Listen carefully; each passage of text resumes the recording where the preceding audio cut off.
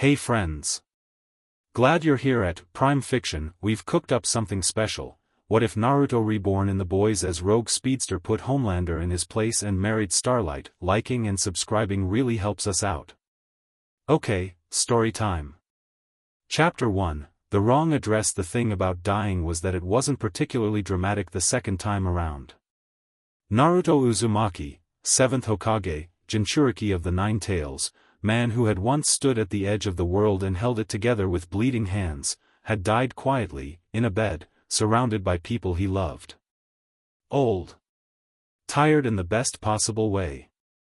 Sasuke had been holding his hand, which neither of them ever acknowledged out loud, and Sakura had been crying, which she absolutely acknowledged out loud and loudly. Kakashi had told a terrible joke. Naruto had laughed anyway. Then nothing. Then a ceiling. Not the wooden beams of the hidden leaf. Not the painted plaster of the Hokage's residence. A water-stained ceiling with a flickering fluorescent light above a mattress that had given up its structural integrity sometime in the previous decade, in a one-bedroom apartment in a city called New York, in a country called America, on a planet that was absolutely, unmistakably not the one he died on. He'd been 6 years old when the memories came back. Full and total and overwhelming, like someone had plugged a data cable directly into his skull and dumped 60-plus years of another life into his 4-year-old brain. He'd sat on the floor of his small bedroom in the apartment where his mother, his new mother, a warm exhausted nurse named Carol who worked double shifts and always smelled like antiseptic and coffee, had found him 3 hours later, completely silent, staring at the wall. She'd thought he was having a seizure. He'd been reorganizing memories of the Fourth Shinobi World War. The next 10 years had been an education in patience, in restraint, in learning how to be a child when you remembered being a grandfather. He'd done it. Not perfectly, his teachers thought he was strange, his classmates thought he was intense, and his mother thought he was secretly a genius who refused to apply himself, but he'd done it. He'd grown up, more or less. He'd figured out this world, its rules, its rhythms, its particular brand of ugliness, and he'd settled into his own skin like someone finding a favorite coat they'd thought was lost. The speed had come at 16, just like Compound V intended.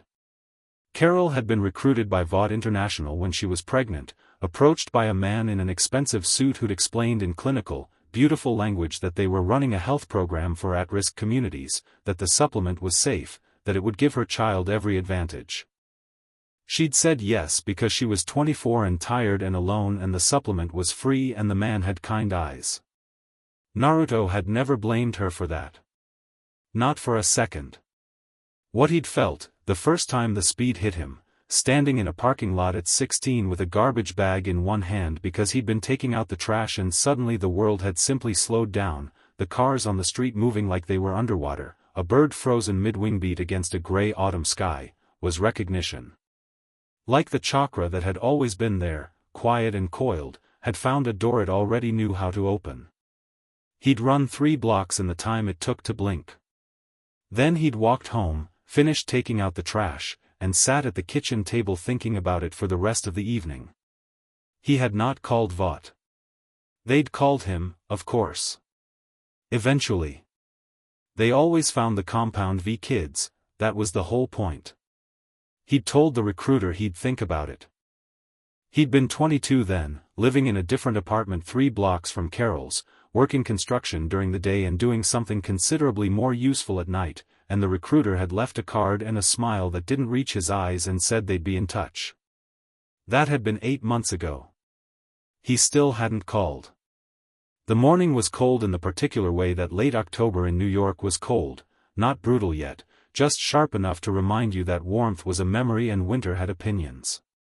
Naruto was eating ramen at the counter of a small restaurant in Hell's Kitchen, the kind of place that had been there for 30 years and would be there for 30 more, where the broth was made every morning from scratch and the owner, Mrs. Kim, knew his order before he sat down.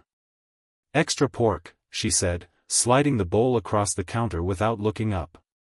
"You're a saint," he told her. "I know." She went back to her crossword. He ate without hurrying, which was a skill he'd had to learn. Speed changed your relationship with time. Everything felt slow when you were capable of crossing Manhattan in 40 seconds. You had to make a conscious choice to exist at human pace, to taste the broth, to let the warmth of the bowl seep into your hands. He'd gotten good at the choice. Kurama was quiet this morning. The fox had been quiet a lot lately, not absent, never absent, just watching. He'd explained once, in the dry sardonic way he had, that observing a Jinchuriki navigate modern American capitalism was the most entertaining thing he'd experienced in several centuries. Naruto had told him he was welcome. He was halfway through the bowl when the noise started. Screaming, first. Then something that sounded like a car being hit by another, larger car. Then a sound he'd learned to recognize in the last 8 months of his unofficial nighttime activity, the specific crack and boom of someone with superhuman strength making contact with something structural. Mrs. Kim didn't look up from her crossword. Again? Seems like. Naruto set down his chopsticks and pulled out a few bills, dropping them on the counter. Keep the change. You always say that. It's never much change. It's the thought. He was out the door before she could respond, and the street hit him with cold air and the immediate visual chaos of a situation that had gone badly sideways. Half a block down, a Vought media van sat at an awkward angle against a fire hydrant, water spraying in a cheerful arc. A crowd had already formed on both sidewalks, phones out, because of course. And in the middle of the street, in a pristine white costume with a star on the chest that caught the pale morning sun, was a woman who was very clearly trying very hard not to lose her temper. Starlight. Annie January. He'd seen her on the news, on billboards, on the side of a bus just last week, her face 20 feet tall and perfectly lit. She was smaller in person, not small, she stood straight and moved like someone who'd learned to take up space the hard way, but the gap between the billboard and the person was something that always struck him as quietly sad. Like they'd taken something real and printed it at the wrong resolution. She was currently facing down a man who had, from the look of the crumpled media van and the camera lying in pieces on the pavement, already had a significant portion of his afternoon ruined. He was large, wearing a Vought security jacket, and he was bleeding from a cut above his eye with the particular glazed expression of a man who'd recently been moved across a room without his consent. 3 other security guys were holding positions with the loose, careful stance of people who'd been trained and were now reconsidering their life choices. The 4th one, the one on the ground near the van, appeared to be unconscious. Between Starlight and the 3 standing security guards was a teenage girl, maybe 15, crying quietly, holding her phone against her chest. Her shirt was torn at the shoulder. Naruto took all of this in over approximately 1.5 seconds, which for him was plenty. He crossed the half-block casually, hands in his jacket pockets, and stopped about 3 feet from the nearest security guard's left side. So, he said, pleasantly, what did I miss? The guard turned, clocked him, dismissed him, young guy, civilian, get out of the way. This is a Vought security matter, sir. Please clear the, she grabbed her, Starlight said. She was looking at Naruto now, and there was wariness in it, not threat assessment, just the deep reflexive caution of someone who'd learned not to trust the unexpected. Her voice was even, controlled, riding on top of something that wasn't. The girl. She was live streaming and they tried to take her phone, and when she ran, one of them grabbed her. Tore her shirt. A beat. I stopped that. I can see that. Naruto glanced at the unconscious man by the van. You stopped it pretty good. This is a Vought-sanctioned media event, the large guard with the bloody eye said, pushing forward. His voice had the flat authority of someone used to being obeyed and increasingly unclear on why that wasn't happening. The subject was interfering with a licensed broadcast and, she's 15, Starlight said, and the evenness cracked slightly on the number, a hairline fracture of genuine fury. She was walking past. I'm going to need everyone to, yeah, Naruto said. He didn't raise his voice. He didn't shift his posture. He just moved from hands in pockets to standing directly in front of Bloody Eye in a space of time that didn't register as movement so much as change, and something in the quality of his stillness made the man stop talking mid-sentence as if the sentence had been surgically removed. "Here's how this goes," Naruto said, very quietly, looking up at the larger man with the absolute calm of someone who had once told a tailed beast to sit down and had been obeyed. "You and your friends get back in your van, the one that still works. You call whoever you need to call to come get the guy on the ground, and you go home. The girl keeps her phone. Nobody gets arrested. Everyone walks away. You have no idea who you're, Vought International," Naruto said. "Security division, probably contracted. Your earpiece is the same model as the guys outside Vought Tower on 44th. The van has plates registered to Vought Media Solutions, LLC. He smiled pleasantly. "I've been paying attention." Bloody Eye stared at him. There was a calculation happening behind those eyes, threat assessment, escalation risk, the specific math of a man deciding whether the person in front of him was a problem he could solve. Naruto watched him do it.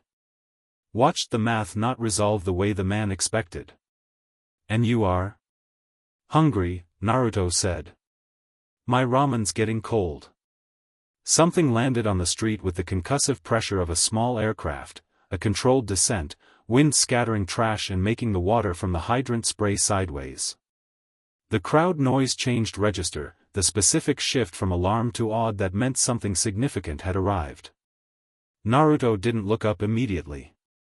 He kept his eyes on Bloody Eye and watched the man's expression transform from calculation to something that looked remarkably like relief, which was interesting because relief was not what Naruto was feeling.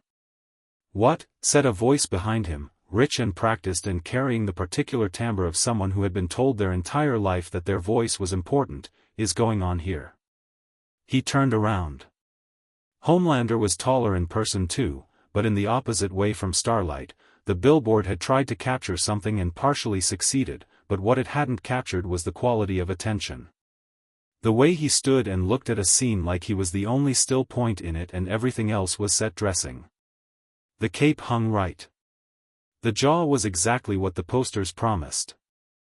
The eyes were a pale blue that in a different face on a different person might have been warm, but here operated more like decorative glass, present, reflective, revealing nothing that was actually in the room.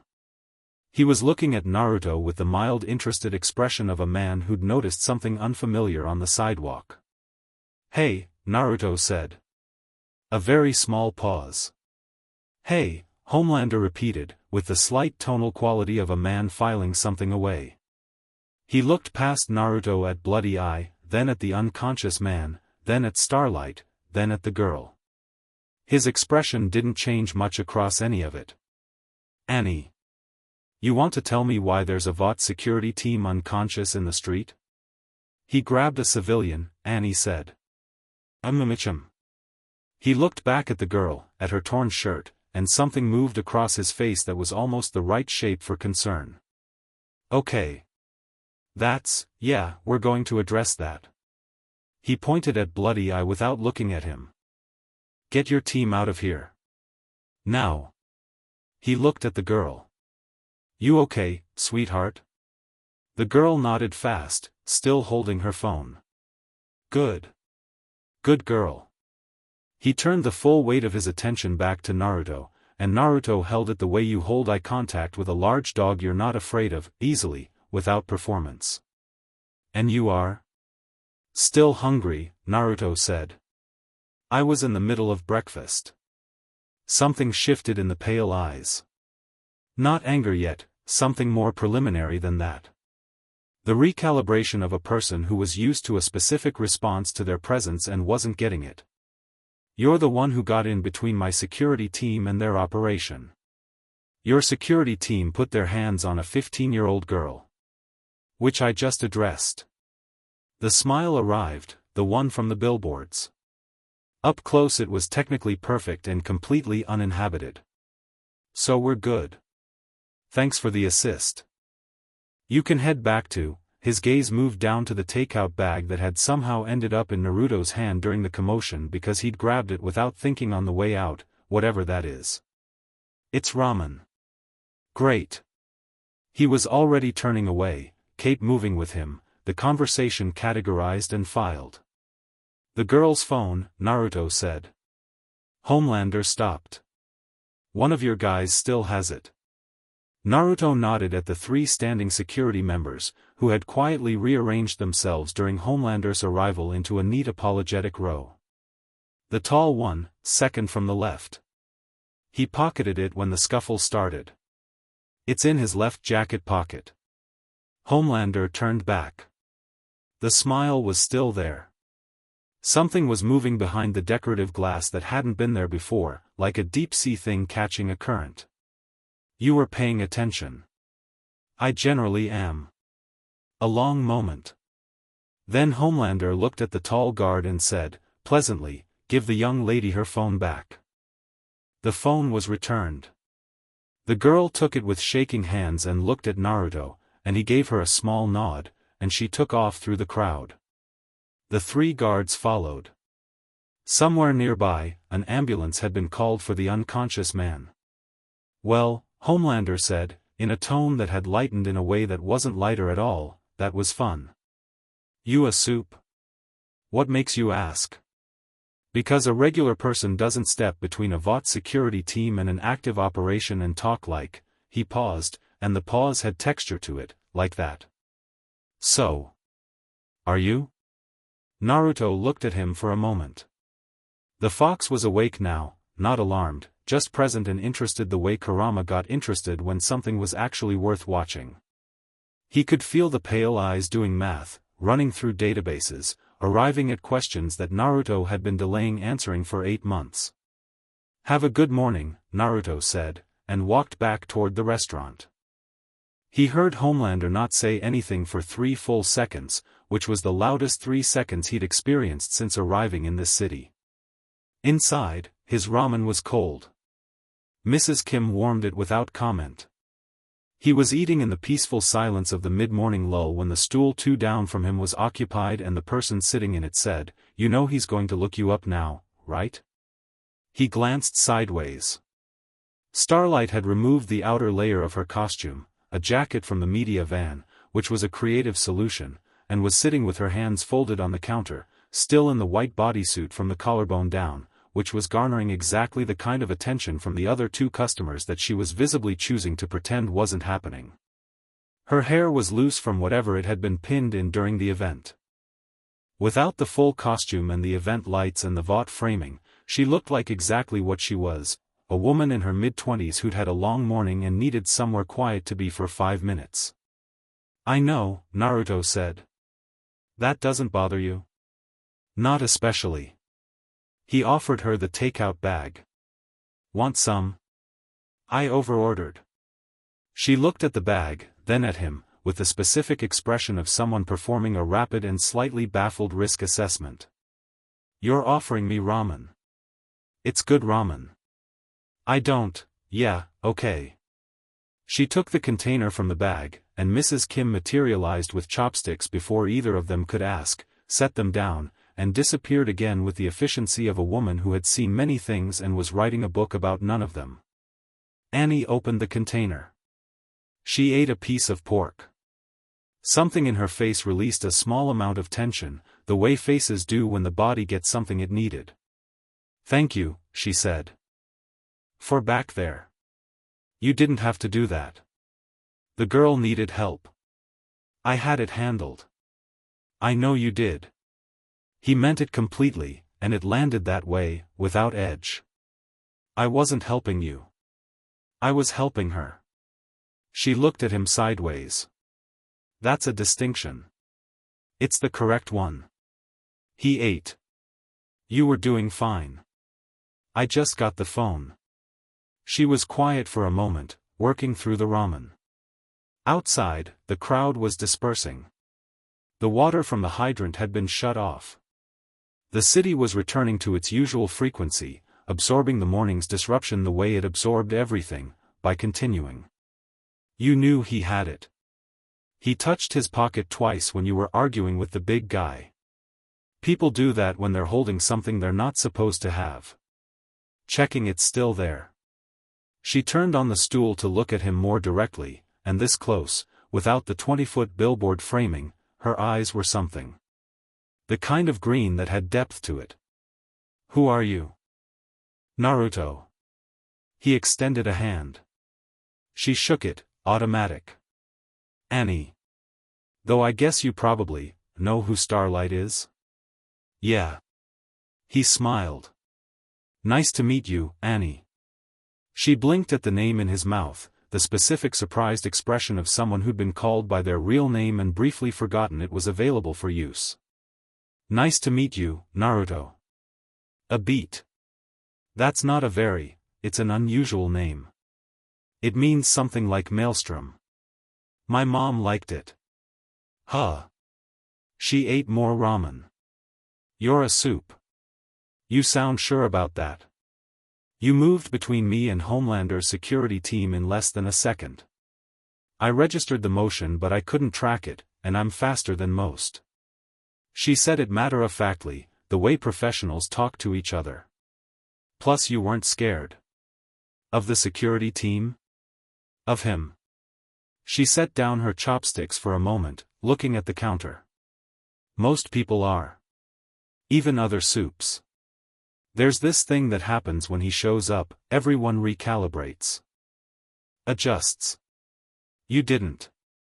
Naruto considered this. Through the restaurant's window, the street was ordinary again. A woman walked a small dog. A delivery bike wove through traffic. The ambulance had come and gone.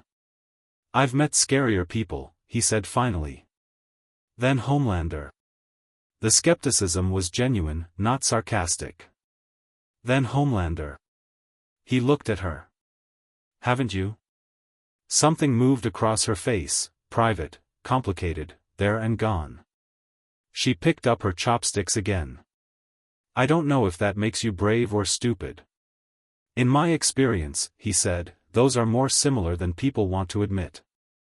She laughed. It was unexpected, not the polished laugh from the press events he'd seen clips of, the practiced public version, but something short and real and slightly startled, like it had gotten out before she could check it. She seemed aware of this and looked back at her food with the faint expression of someone who'd given something away. You're not registered with Vought, she said. No. They're going to push. I know. The last independent soup who tried to operate in New York without a Vought contract, ended up with 17 zoning violations, an IRS audit, and a very suspicious gas leak in his apartment, yeah. He'd looked it up. I know about that too. She was looking at him again with that same rapid assessment. You've been planning for this. I've been paying attention, he said, which was the same thing he'd told Homelander and meant a completely different thing. Outside, a black SUV with Vought plates had materialized at the curb, idling with the patient authority of an organization that had budgets for this. Annie saw it when he did. Something tightened briefly in her jaw. That's my ride, she said. She pushed the container back toward him, though it was mostly empty. Thank you for the ramen. Anytime. She slid off the stool and picked up the jacket layer from beside her. At the door she paused, and he knew she was going to say something she'd thought about, because she had the posture of someone making a decision. Be careful, she said. Not of Homelander. Of the whole machine. He's loud and he's terrifying, but he's not the dangerous part. A breath. The dangerous part wears a suit and sits in boardrooms and has never hit anyone in his life. She pushed out the door before he could respond, walked to the SUV, got in. The door closed with the particular muted click of expensive vehicles designed to exclude the outside world. He watched it pull away. Beside the window, Mrs. Kim appeared with a fresh cup of tea he hadn't ordered. Pretty girl, she said. She is, he agreed. You know who that is, right? Starlight. Starlight. Mrs. Kim shook her head. I like her better without the sparkle. Yeah, Naruto said. Me too. Found you. That was Kurama, in the tone he used when he wasn't actually saying what he meant. Naruto was on the roof of his building at midnight, sitting on the lip of the parapet with the city below him doing what the city always did, glittering, grinding, indifferent, alive. The wind at this height had teeth. He didn't particularly mind. I found her, he corrected. A pause rich with things the fox wasn't saying. Do you know what I think is interesting? You're going to tell me regardless. You've lived in this city for 2 years. You've paid attention to Vought, to the soups, to the whole rotten structure of it. You've been building a picture. A beat. And you intervened today for the first time. The girl needed, you've seen other things. Other people who needed help that you gave them without anyone noticing, without any complication. Today you stepped into a Vought-adjacent situation in broad daylight with cameras present and you were there when Homelander landed. Kurama's presence in his mind was warm and large, coiled and comfortable the way it had learned to be over decades. The girl needed help. And Annie January was already providing it. You stayed. Naruto didn't say anything. The billboard on 8th Avenue, Kurama said, with the absolute certainty of an entity that had been watching him for 60+ years across 2 lives. You've walked past it 47 times in the last 3 months. I live in this neighborhood. You've walked past it on your way to places that aren't in this neighborhood. Okay, Naruto said. I'm not criticizing. I'm observing. The fox settled. She's not wrong, you know. About the machine being the dangerous part. Stan Edgar is patient in a way that Homelander can't even conceptualize. He plays the long game. He's been playing it for 30 years. I know. Then you know that walking into that street today started a clock.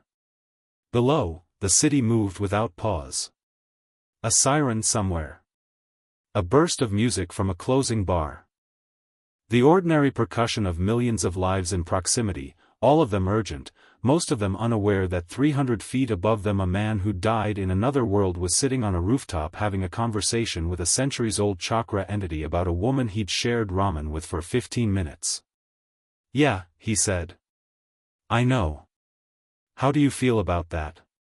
He thought about pale eyes doing math. He thought about a smile from a billboard that didn't reach the person behind it. He thought about Annie's real laugh, the one that surprised her. He thought about a 15-year-old girl and a torn shirt and a phone in someone's pocket and the casual arithmetic of an organization so large it had stopped noticing the cost. Like it was time, he said. Kurama was quiet for a long moment. Then, in a tone that managed to be simultaneously dismissive and deeply, carefully affectionate, you idiot. Yeah, Naruto said, and looked out over the city, and felt the speed humming in his blood like a conversation he hadn't started yet. Probably.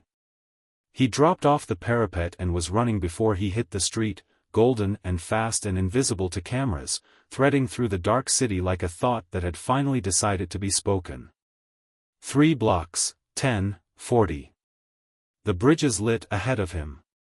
The wind roared.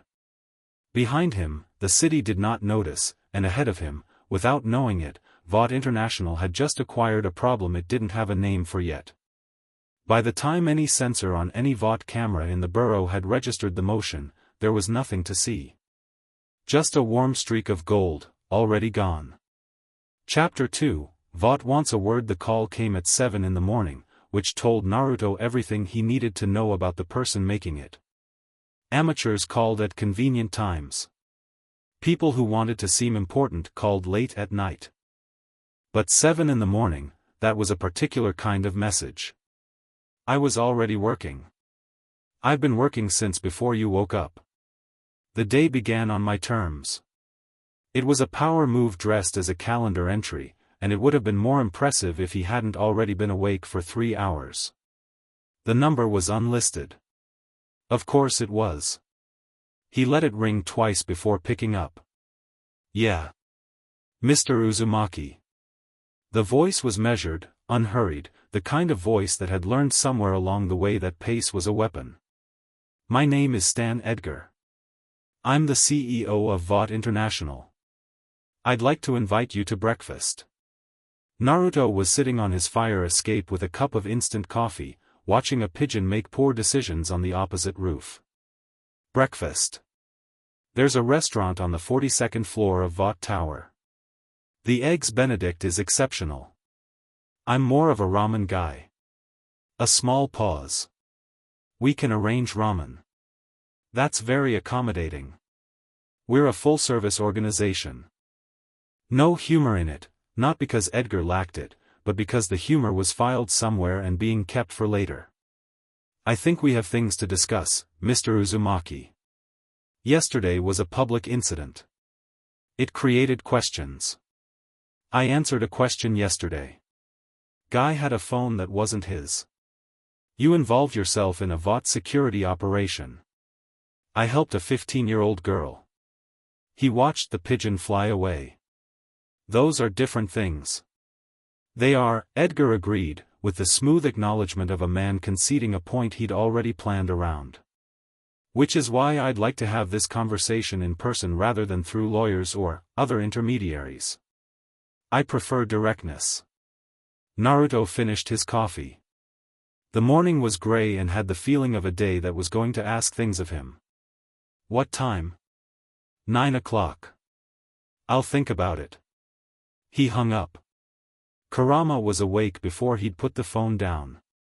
You're going. Obviously.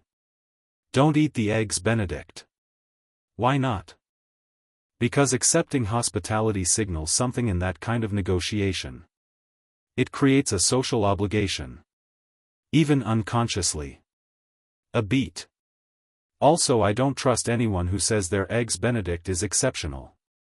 It's Eggs Benedict. It's always fine at best. You've never eaten Eggs Benedict.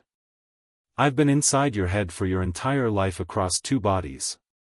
I have eaten, vicariously, every meal you've ever consumed. I know what Eggs Benedict is. The fox's presence shifted, sharpened slightly. He's going to offer you something. The offer will be generous enough to seem reasonable. That's the trap. I know what the trap is. The trap isn't the offer. The trap is the meeting itself. He'll use it to establish a dynamic. To position himself as the person who deals with you. Once he's that, you're in a relationship with Vought whether you signed anything or not. Naruto set down the mug. The fire escape hummed faintly under him with the deep cellular vibration of the building, pipes, HVAC, the accumulated physical noise of a structure that housed 200 people and all their ordinary lives. Then I'll deal with it. You're very confident for someone walking into the most powerful corporate building in America. I've walked into worse things. Name one. The Ten Tails.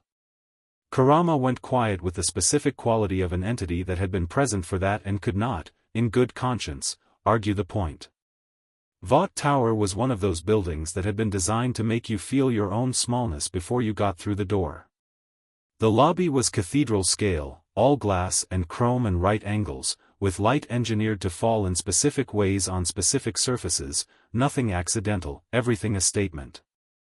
The security desk was staffed by 3 people in sharp black uniforms and the art on the walls was the kind that cost more than most people's houses and looked it. There was a fountain. Of course there was a fountain. Naruto walked in jeans and a worn jacket, hands in his pockets, and the security desk gave him the careful look that expensive lobbies give people who are underdressed for them. He gave them his name. One of the guards spoke quietly into a headset. A different, more senior-looking guard appeared from a side door with the focused pleasantness of someone whose job was to manage situations like this, and said, "Mr. Uzumaki? I'll take you up." The elevator was faster than it should have been, and the view from it was Manhattan folding out in all directions, familiar from above in a way that only pilots and soups and people who'd spent months running rooftops usually knew. He watched it without pressing himself to the glass like a tourist. The guard watched him watch it and said nothing. 42nd floor. The restaurant was exactly what Edgar's voice had implied it would be. White tablecloths, sparse occupancy, the specific hush of a place that existed for conversations that needed to happen without witnesses. 3 tables were occupied by people in suits engaged in meetings that would have their own consequences. The 4th, by the window, had one man sitting with coffee and a folder, looking at neither. Stan Edgar was 60-something, slight, wearing a suit that cost more than Naruto's monthly rent without advertising the fact. His face was the kind of face that gave nothing for free, not hostile, not warm, just present and watchful and arranged with the patience of a man who had learned that waiting was a form of winning. He looked up when Naruto approached and stood, extending a hand. "Mr. Uzumaki. Thank you for coming." Naruto shook it. Firm grip, brief, professional. "Mr. Edgar." They sat. A server materialized immediately. Coffee was offered, accepted by Naruto because coffee wasn't hospitality, it was caffeine, and the line between them was important. Edgar's hands went back to the folder, which he didn't open. Staging. The folder existed to be acknowledged. "You're 22, Edgar said. You grew up in Hell's Kitchen. Your mother is Carol Uzumaki, a registered nurse at Bellevue. You attended PS 189 and then Franklin High School, where you were unremarkable academically and notable primarily for an unusual capacity to resolve conflicts without violence. Your teachers used that phrase repeatedly in your records, which I find interesting in retrospect." He paused. "You've been operating in this city for approximately 8 months. 13 documented incidents in which civilians were aided, property crimes interrupted, or situations de-escalated. Notably, in all 13 incidents, you were not seen. No image captures, no reliable eyewitness descriptions beyond fast and gold." He stopped and looked at Naruto with the measured attention of someone who had finished one part of a presentation. Naruto sipped his coffee. "You did your homework." "I always do. No pride in it, just fact. The Compound V children are not a secret I'm particularly invested in maintaining with you, you clearly already know. Your mother was approached in 2003 through our community health initiative in Hell's Kitchen. You manifested at 16. You're a speedster, though the energy signature our sensors picked up yesterday is," he glanced at the folder, allowing himself this small tell, "not entirely consistent with what we've seen from other speed-type soups. There's something else in it." "Huh," Naruto said. "Our science team is very interested." "I imagine." Edgar poured himself more coffee. The practiced unhurry of it. "Here's what I'd like you to consider. You are a soup operating independently in a major metropolitan area without Vought's framework. You have no legal protection, no insurance, no infrastructure.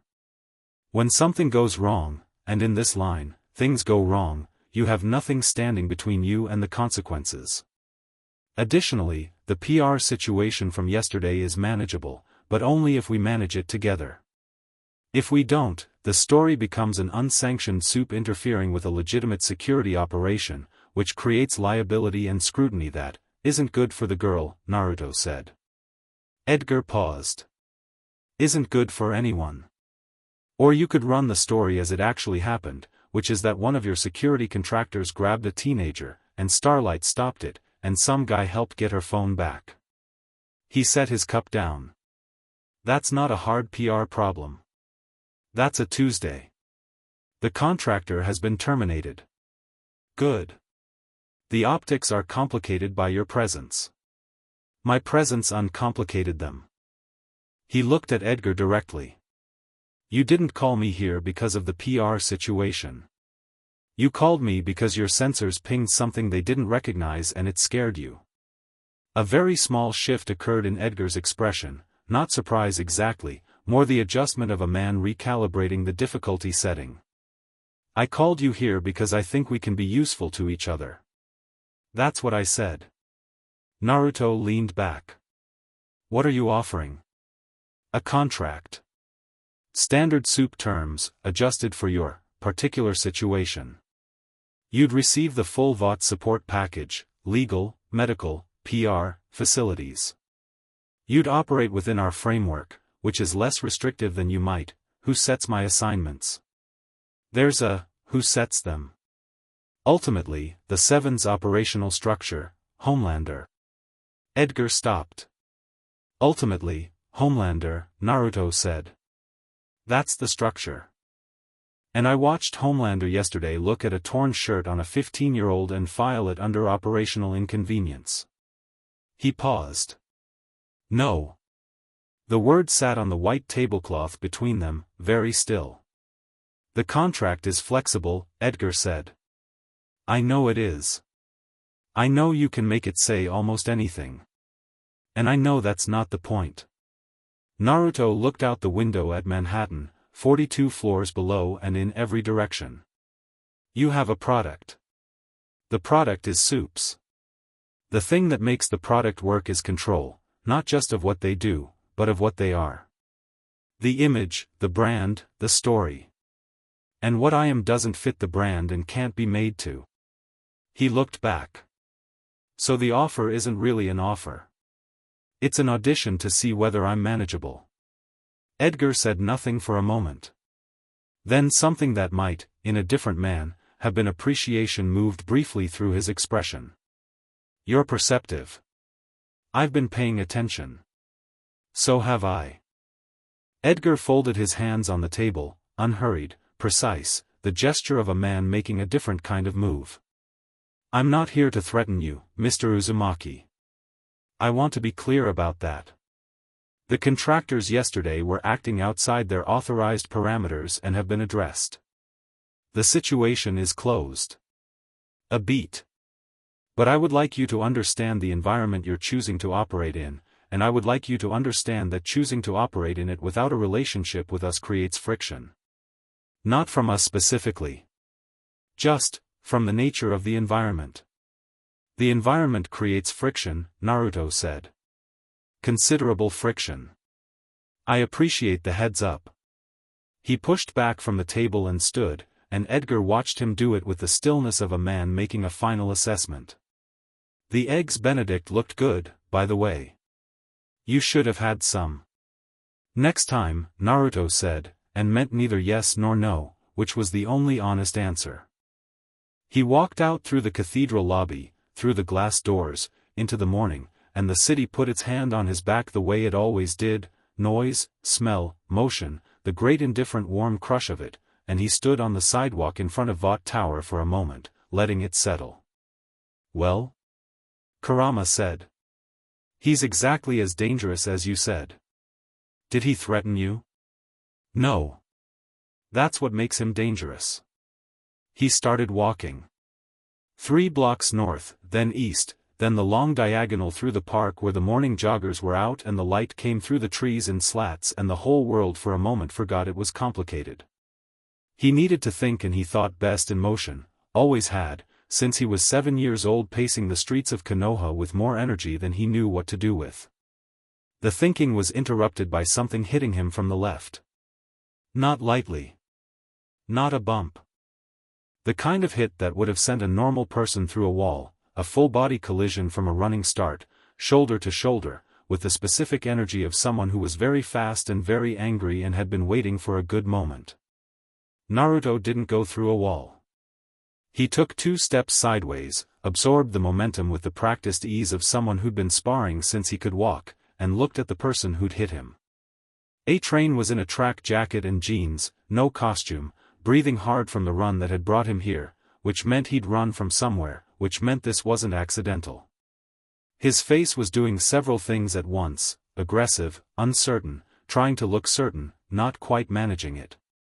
He was faster than almost anything alive. He'd hit Naruto like a truck and Naruto had stepped sideways. He was reprocessing. That's rude, Naruto said pleasantly. You were in Vought Tower, A-Train said, and his voice had the tight register of someone trying to stay in control of a conversation they'd planned differently. I saw you go in. I want to know what Edgar told you. He has great eggs Benedict apparently. Don't, A-Train stepped forward. Up close he was lean and tightly wound, every muscle carrying a particular kind of stress, the stress of someone who was always in motion because stopping meant thinking and thinking meant looking at things he'd rather not look at. Don't do that. Don't play dumb. You're the guy from yesterday, the one who got in Homelander's face. I got in a security guard's face. Homelander showed up after. And now you're meeting with Edgar, and I want to know what your play is. My play, Naruto said. Are you working for someone? Butcher? The government? A-Train. He said it straightforwardly, without particular force, and it stopped the man's run of words. I'm not working for anyone. I got involved yesterday because someone needed help. I met Edgar today because he called and I wanted to see what he was. He looked at him. What are you actually worried about? A-Train's jaw tightened. I'm not worried about anything. You ran from Vought Tower to intercept me in Central Park before 9:30 in the morning. You're worried about something. The jaw worked for a moment. A jogger ran past, glanced at them, kept going. The trees moved. The city went about its business. You don't know how this works, A-Train said, and there was something different in it now, not quite a warning, not quite fear, the specific tone of someone communicating something they can't say directly. You think you do. You think you showed up yesterday and saw it clearly. But you don't have. He stopped, recalibrated, went somewhere safer. Just stay out of it. Whatever you think you're doing. Stay out. Or? The question landed simply, without challenge, just a genuine inquiry into what consequences he was being offered. A-Train stared at him. Or it doesn't end well for you. Naruto looked at him for a long moment. Not at the posture or the threat, but at the man himself, the tight stress lines, the hands that weren't quite still, the eyes that were doing the same math bloody I had done yesterday and reaching a different conclusion. A-Train wasn't here because he'd been sent. He was here because he'd come himself, which meant this was personal in a way that the aggressive packaging was trying to conceal. Okay, Naruto said. I'll keep it in mind. He stepped around him and kept walking, and A-Train didn't follow. Behind him, he heard the brief displaced air of someone starting to run, and then A-Train was gone, just a disturbance in the morning that the park swallowed up and forgot. He's scared, Kurama said. I know. Not of you. Of something else. You remind him of it. I know that too.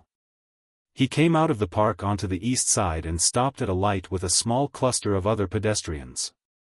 A bus went by with a Starlight advertisement on its side, the newer one, where she was looking at the camera with an expression that was professionally bright and privately exhausted, and Naruto thought about a real laugh getting out before it could be checked. Kurama. What? How long do you think before Homelander shows up at my apartment? A thoughtful pause. Given what I know of the psychology, he'll wait long enough to feel like it was his idea. Not Edgar's suggestion. His. Another pause. 3 days. Maybe 4. Probably. He's going to try to establish the dynamic in your own space. Home territory visit. It's a dominance move. I know what it is. Just making sure we're clear on the game being played. We're clear. The light changed. He crossed. By the way. What? Your Eggs Benedict analysis was solid. A long, dignified pause from the nine-tailed fox. I know. It was 2 days, not 3. Naruto was doing pull-ups on the bar he'd bolted between the 2 walls of his narrow hallway, the kind of installation that his lease almost certainly prohibited and that he'd done anyway because the alternative was going to a gym and gyms had machines and he'd never gotten along with machines, when the knock came. Not the knock of someone who lived in the building or someone delivering something. The knock of someone who was used to doors opening before they finished knocking. He dropped from the bar, rolled his shoulders, pulled on a shirt, and opened the door. Homelander stood in the hallway of a Hell's Kitchen walk-up in full costume, cape and all, and the cognitive dissonance of it was almost funny. the most powerful soup on earth in a narrow hallway with water-stained carpet and a broken light fixture that the landlord had promised to fix in March. He was flanked by two men in black who were recognizably Vought personal security and had the specific discomfort of professionals operating in an environment with inadequate staging. Homelander looked at the apartment behind Naruto. The cramped living room, the mattress visible through the bedroom door, the ramen bowl on the counter, the pull-up bar. He looked at the broken light fixture. He looked at Naruto in a gray t-shirt and bare feet. "Nice place," he said. "It's got character." "Sure." His eyes did a slow pass of the room.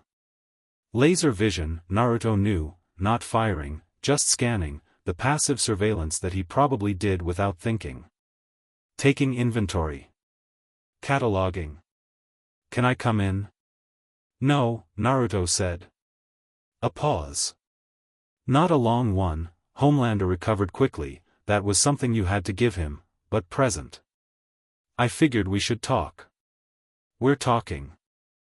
The pale eyes came back to him, and the move that Naruto had expected made its appearance, the slow smile, the one that was supposed to read as easy but was actually the social equivalent of a hand on a knife handle.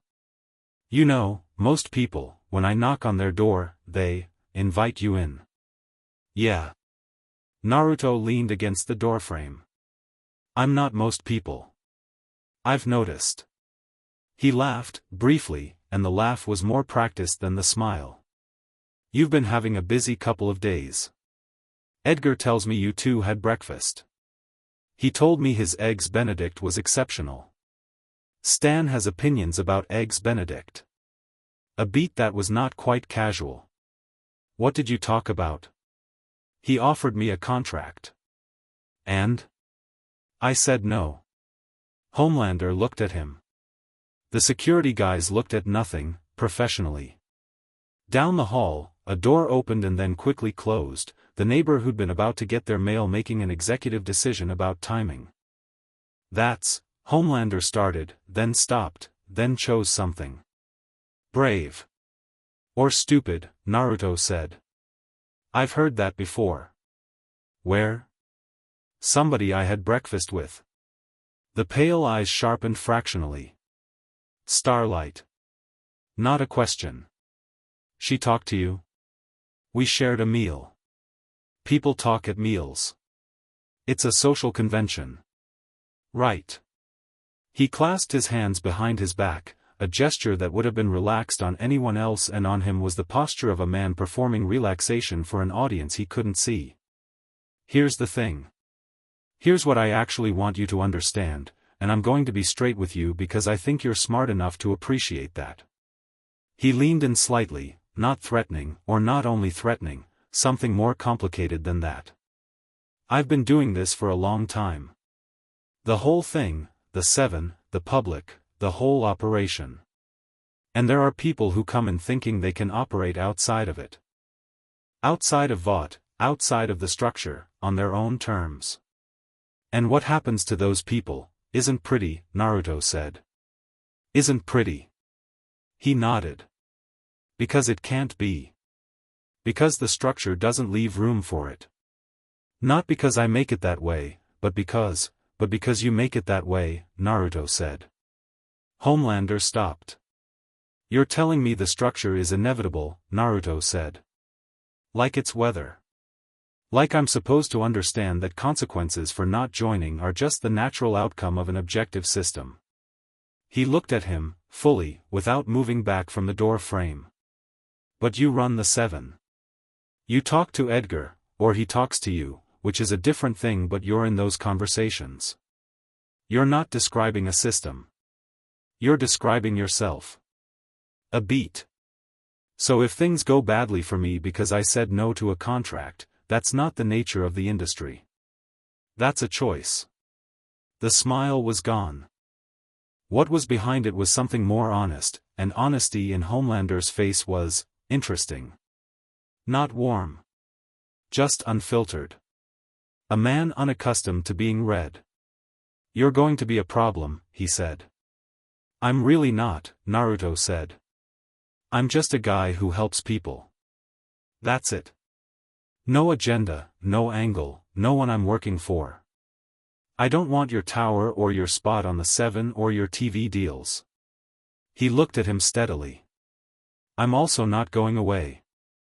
And I'm not going to stop doing what I'm doing. And I'm not going to pretend that any of this is something other than what it is. He paused. Are we clear? The hallway was very quiet. One of the security guys had stopped breathing, or appeared to have. Homelander looked at him for a long, assessing moment, and what Naruto saw in it, what he recognized from a life of reading people in rooms where the reading mattered, was something he hadn't expected. Not fury, not cold calculation. Something rawer and stranger. Like a man who had spent decades in rooms where everyone performed a specific reaction to him and had just encountered a reaction he didn't have a file for. We're clear, Homelander said finally, and his voice was flatter than it had been, stripped of the performance layer. He turned and walked back down the hall, cape trailing, the security guys flanking. At the stairwell door he stopped without turning. You're fast, he said. But you're not faster than my laser vision. Probably not, Naruto agreed. Homelander pushed through the door. The security guys followed. Their footsteps went down the stairs, efficient and receding. Naruto closed his door, stood in his living room, and breathed out slowly through his nose. You could have been nicer, Kurama said. I could have. You weren't. No. Good. A pause. He's going to come back. I know. Different next time. He'll have a plan. He doesn't like improvising. He's at his worst when he improvises. The fox settled into the long comfortable consideration of a tactician. He'll also be at his most dangerous. Naruto pulled on his shoes, grabbed his jacket. The city was calling, not metaphorically, actually calling, the noise of it filtering through his single window, the ongoing conversation of 8 million lives that didn't know his name. Somewhere out there, people needed things, and he was good at giving things people needed. That was really the whole of it. Then we'll be ready, he said. We're always ready, Kurama said, with the immense serenity of a creature that had survived millennia of being precisely that. Naruto opened his door and went out into the world, and somewhere several blocks away a phone buzzed with a text from a number he'd added to his contacts that morning, Annie January, saved simply as Annie because that was her name and names meant something, that read, I heard you met with Edgar. You okay? He smiled at his phone in the elevator, going down. I heard you have good taste in ramen, he typed back. I'm fine. Buy you a bowl sometime? He was on the street before the reply came. Maybe, it said. Ask me again when Homelander's not watching my messages. He pocketed the phone, looked up at the gray November sky, and started to run, not at full speed, just running, the way he used to run through Konoha at 5 years old with nowhere to be but forward, the wind and the city and the whole enormous possible mess of everything all at once, alive and moving and absolutely, completely, his. Chapter 3, Starlight Doesn't Need Saving. The benefit gala was on a Thursday, which Annie thought was an appropriately cynical choice. Nobody wanted to be at a gala on a Thursday. Thursday was the day you were already tired from the week and hadn't yet earned the weekend, and the people in the room were performing generosity with the specific strained quality of people who'd had better plans. The event was called Heroes for Tomorrow, which was the kind of name that sounded like it meant something and dissolved completely when you looked directly at it. Vought had organized it. Of course they had. $300,000 a table, all of it going to a children's literacy foundation that was a real organization doing real work and was also, incidentally, run by a board that had 4 Vought executives on it. Annie had read the breakdown. She'd stopped being surprised by this kind of architecture years ago, which was its own kind of loss. She was standing near the bar in the 3rd hour of the evening in the Starlight costume, always the costume at these things, always the brand, with a glass of sparkling water she wasn't drinking and a conversation happening to her left that she was half in and half out of. A studio executive was explaining his foundation's work in detail that suggested he was more interested in the explaining than the work, and beside him his wife was looking at Annie's costume with the polite fascination of someone trying to figure out if it was comfortable. It wasn't. It never was. But you learned to move in it, to stand in it, to hold your face in the particular configuration that read as engaged and warm and enthusiastic, and you did it for 3 hours at a time, and then you went home and sat in your car in the parking garage for a while before going upstairs. She'd been doing the face for 90 minutes. She had 90 more to go. Annie. Ashley Barrett appeared at her elbow with the focused energy of someone who had been a publicist for 15 years and treated every social event as a series of fires to prevent. She was in a black dress and had the expression she wore when something had happened that she was deciding how to frame before she said it out loud. "The thing from yesterday," Ashley said quietly, which meant the thing from yesterday was not resolved, which meant there were photographs or coverage or some complication that had matured overnight into a problem. "What about it?" "There are shots." Ashley tilted her phone slightly in her direction. On the screen, from a camera angle she hadn't seen, was the sequence from the street, the security team, the girl, and then a figure moving between them with a speed that made the shot blurry at its edges, a smear of motion that resolved into a man standing in front of the large guard like he'd always been there. The next shot was clearer. Naruto, in profile, talking to the guard. And then Homelander landing, and Naruto turning to face him, and the composition of it, the way they stood in the frame, neither one giving ground, had a quality that even through a phone screen was striking. "The internet is very interested in who he is," Ashley said, in the tone of someone reporting a flood. "He's been trending since last night. The hashtag is," she made a face, "yellow flash. Because of the speed blurs. They're yellow. In the photos. I know what color they are," Annie said. "Vought's social team wants to know if you know him." "I don't know him." A pause. "I had ramen with him." Ashley stared at her. "Annie. It was a public restaurant. He offered. I was hungry." "You had ramen with an unregistered soup who just had a public confrontation with Homelander and now has a trending hashtag, and you didn't tell anyone?" "No." She looked at her water. "It was ramen, Ashley. It lasted 15 minutes. Everything lasts 15 minutes until it doesn't." Ashley looked back at her phone, scrolling. "Homelander is asking about him." "I know. Stan had breakfast with him yesterday morning." "I know that too." Ashley's eyes came up from the phone with the specific look of a woman recalibrating how much she didn't know. "How?" "He texted me." At Ashley's expression, Naruto. "He texted me." "The unregistered soup texted you." "We exchanged numbers at the ramen." She stopped.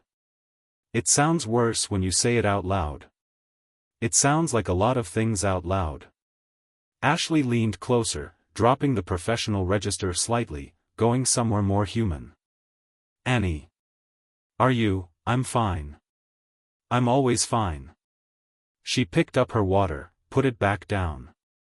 "He's not a problem, Ashley. He helped a teenager. He had breakfast with Stan and apparently said no to a contract and then went home. He's not playing anything.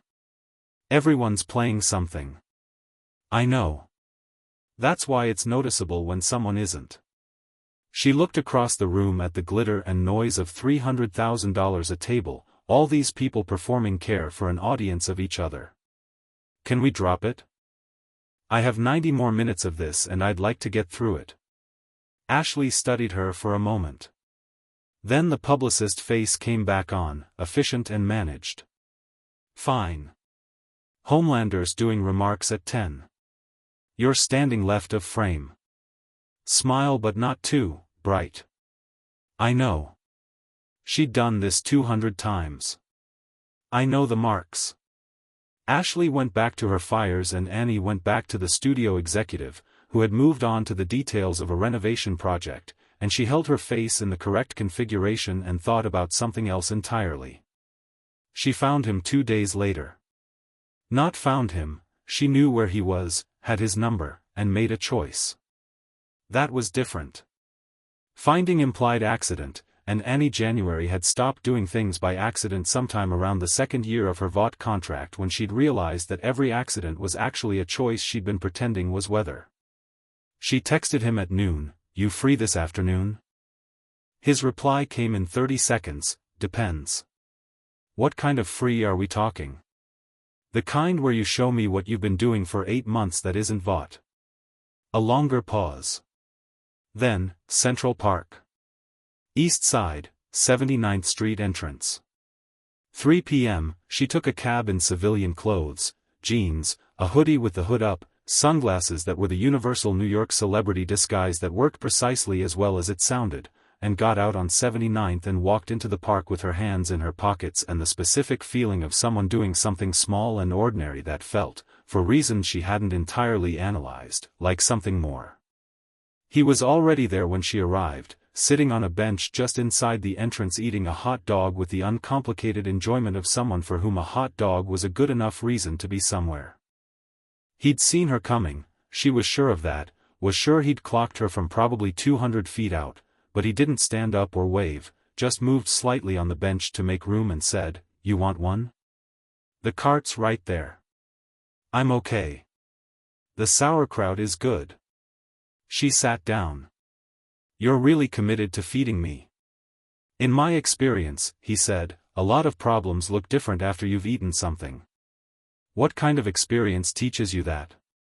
He looked at her sideways, brief and warm. "Long life," he said, in a tone that was almost but not quite joking. They sat for a moment with the park doing its afternoon thing around them, a dog being walked in 3 directions by its leash, a cyclist negotiating pedestrian traffic with varying success, the ambient pleasant noise of a space that existed for no corporate purpose and was therefore quietly radical. "I heard you told Stan no," she said. "Word travels. Vought is a small town with a lot of people in it." She pulled her hood down slightly. The sun was weak but present. How did he take it? He didn't take it badly or well. He just, Naruto thought for a moment, filed it. Like everything else. "I got the impression he has a folder somewhere that says Uzumaki, Naruto, and what happened on Wednesday went into it and it's sitting in a cabinet and one day he'll open it again." "That's exactly what he does," she said, and there was something in the recognition that was tired and old. "Stan has been playing a very long game since before I was born. He doesn't react. He positions." She paused. "Homelander's different. Homelander reacts. He came to my apartment." She turned. "He what?" "2 days ago. Knocked on my door. Wanted to have a conversation." "About what?" "About the nature of the industry." He finished his hot dog, crumpled the napkin. "And about how it would be a shame if things went badly for me." Annie stared at him. "He threatened you in your apartment." He implied consequences with plausible deniability. That's threatening." She was sitting more upright now, the casual afternoon posture replaced by something tighter. "Did he do anything?" "Touch anything, use his, he was perfectly civil," Naruto said. That was almost the creepy part. Almost. She read his face. "You weren't scared." "I've told you. You've told me you've met scarier things." She studied him with the attention of someone trying to solve a problem through observation. "I keep waiting for it to be bravado. Like you're performing the not scared. But you're not, are you?" "No." "Why not?" "Not challenging. Genuinely curious, in the way of someone trying to understand a thing that would be useful to understand. What does someone have to have seen to stand in front of Homelander in a hallway and not flinch?" He was quiet for a moment. The park moved around them. A kid on a scooter zoomed past, followed by a parent at a dead sprint. "I've had a life," he said carefully, that included a lot of genuinely terrifying things. And what I figured out eventually was that the terrifying things were only as powerful as the fear you gave them. Some of them were powerful regardless. There are things that are genuinely dangerous whether you're afraid or not, and you have to deal with those differently. He paused. But Homelander, what he has is fear. That's the whole tool. The strength, the laser, the cape, all of it, it's all in service of making sure everyone around him is afraid enough to stay manageable. He looked at her. He doesn't know what to do when the fear doesn't work. It's not even cruelty, most of the time. It's confusion. Annie sat with that for a moment. Outside the park, a bus rumbled past. A pigeon made a bad landing near their bench and walked it off with tremendous dignity. "You've been watching him," she said. "I've been watching all of it." A pause. "Including you." She went still. I don't mean it like surveillance." His voice was easy, not defensive. "I mean I've been paying attention to Vought, and you're part of Vought, and you're visible. The press events, the 7 appearances, the benefit things. I've been building a picture." He looked at the middle distance. "You're angry. Everyone in the 7 is angry. Not like you. Theirs is, A-Train's angry about specific things. Black Noir is, I don't know what Black Noir is, honestly, I can't read him. The Deep is angry and also miserable, which is its own thing." He turned to face her more directly. "Yours is principled. It's got a shape. Like you know exactly what you're angry at and you're deciding every day whether to do something about it or not." The silence that followed was the kind that had weight in it. Annie was looking at the middle distance now, at nothing specific, and he gave her the time without filling it. "I used to think," she said eventually, "that being Starlight meant something. Not the brand, not the costume. The actual thing, being able to help people, to use what I have for something that mattered. And I still," she stopped. "There are moments. Real moments where it's real. Where someone needed something and I was there and it's not Vought and it's not cameras and it's just," she made a small gesture, "just what it is. Yeah. But the rest of it." She breathed out slowly. "The rest of it is a machine and I'm a part of it. I've signed things. I've said things on camera that were true when I said them and then became not true and stayed on the record. I've been standing next to people who were doing terrible things and smiling because the alternative was," she stopped again. "I know," he said. She looked at him. "How?" "Because you're still there. And you're not an idiot, and you're not a coward, so the reason you're still there is because the alternative felt worse. Because leaving felt like abandoning the real moments. Or like admitting you couldn't fix it." He said it simply, no judgment in it at all. "Am I wrong?" "No." Quietly. "Then you're not trapped. You're choosing. There's a difference." A pause. "Even if the choice is between 2 bad options, it's still a choice. You still have it." She looked at him for a long moment, this person she'd known for approximately 40 minutes of actual conversation, and there was something disorienting about being seen this clearly this quickly that she couldn't decide if it was comfortable or not. "You don't know me well enough to say that," she said. "Probably," he agreed. "Does it make it wrong?" She didn't answer that.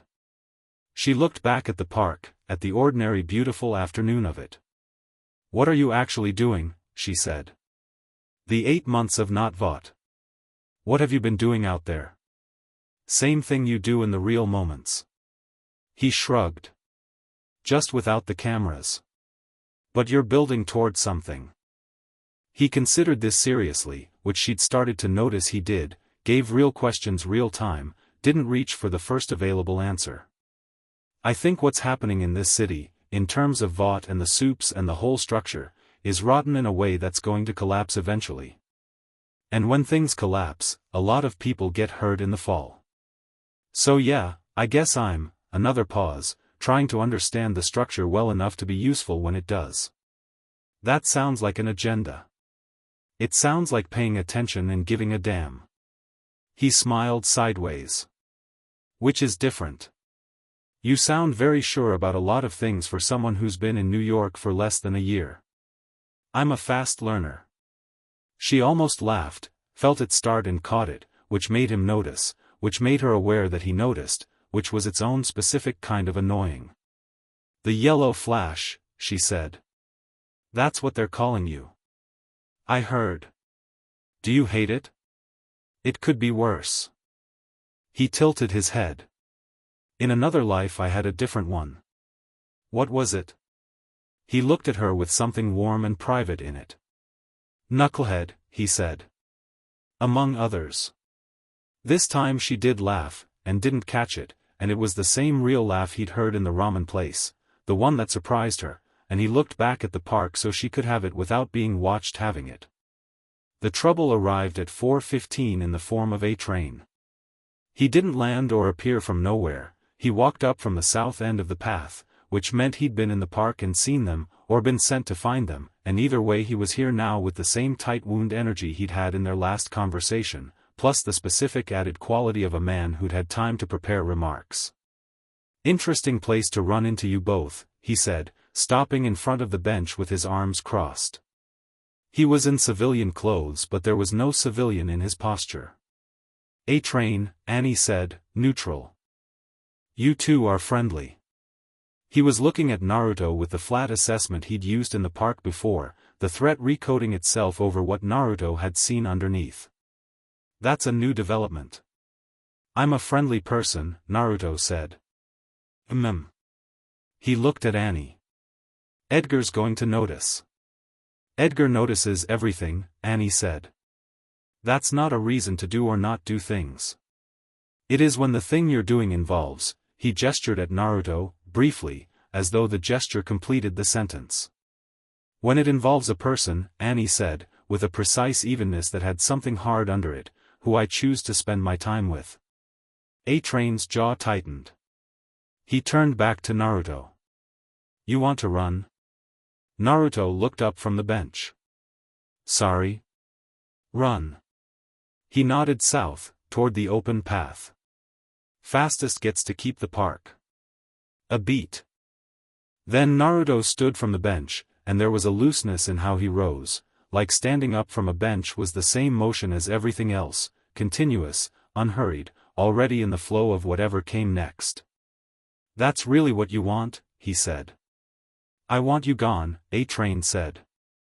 The run is me being polite about it. Naruto looked at Annie. She raised her eyebrows slightly, your call. He looked back at A-Train. Okay, he said. Just running? Just running. You set the start.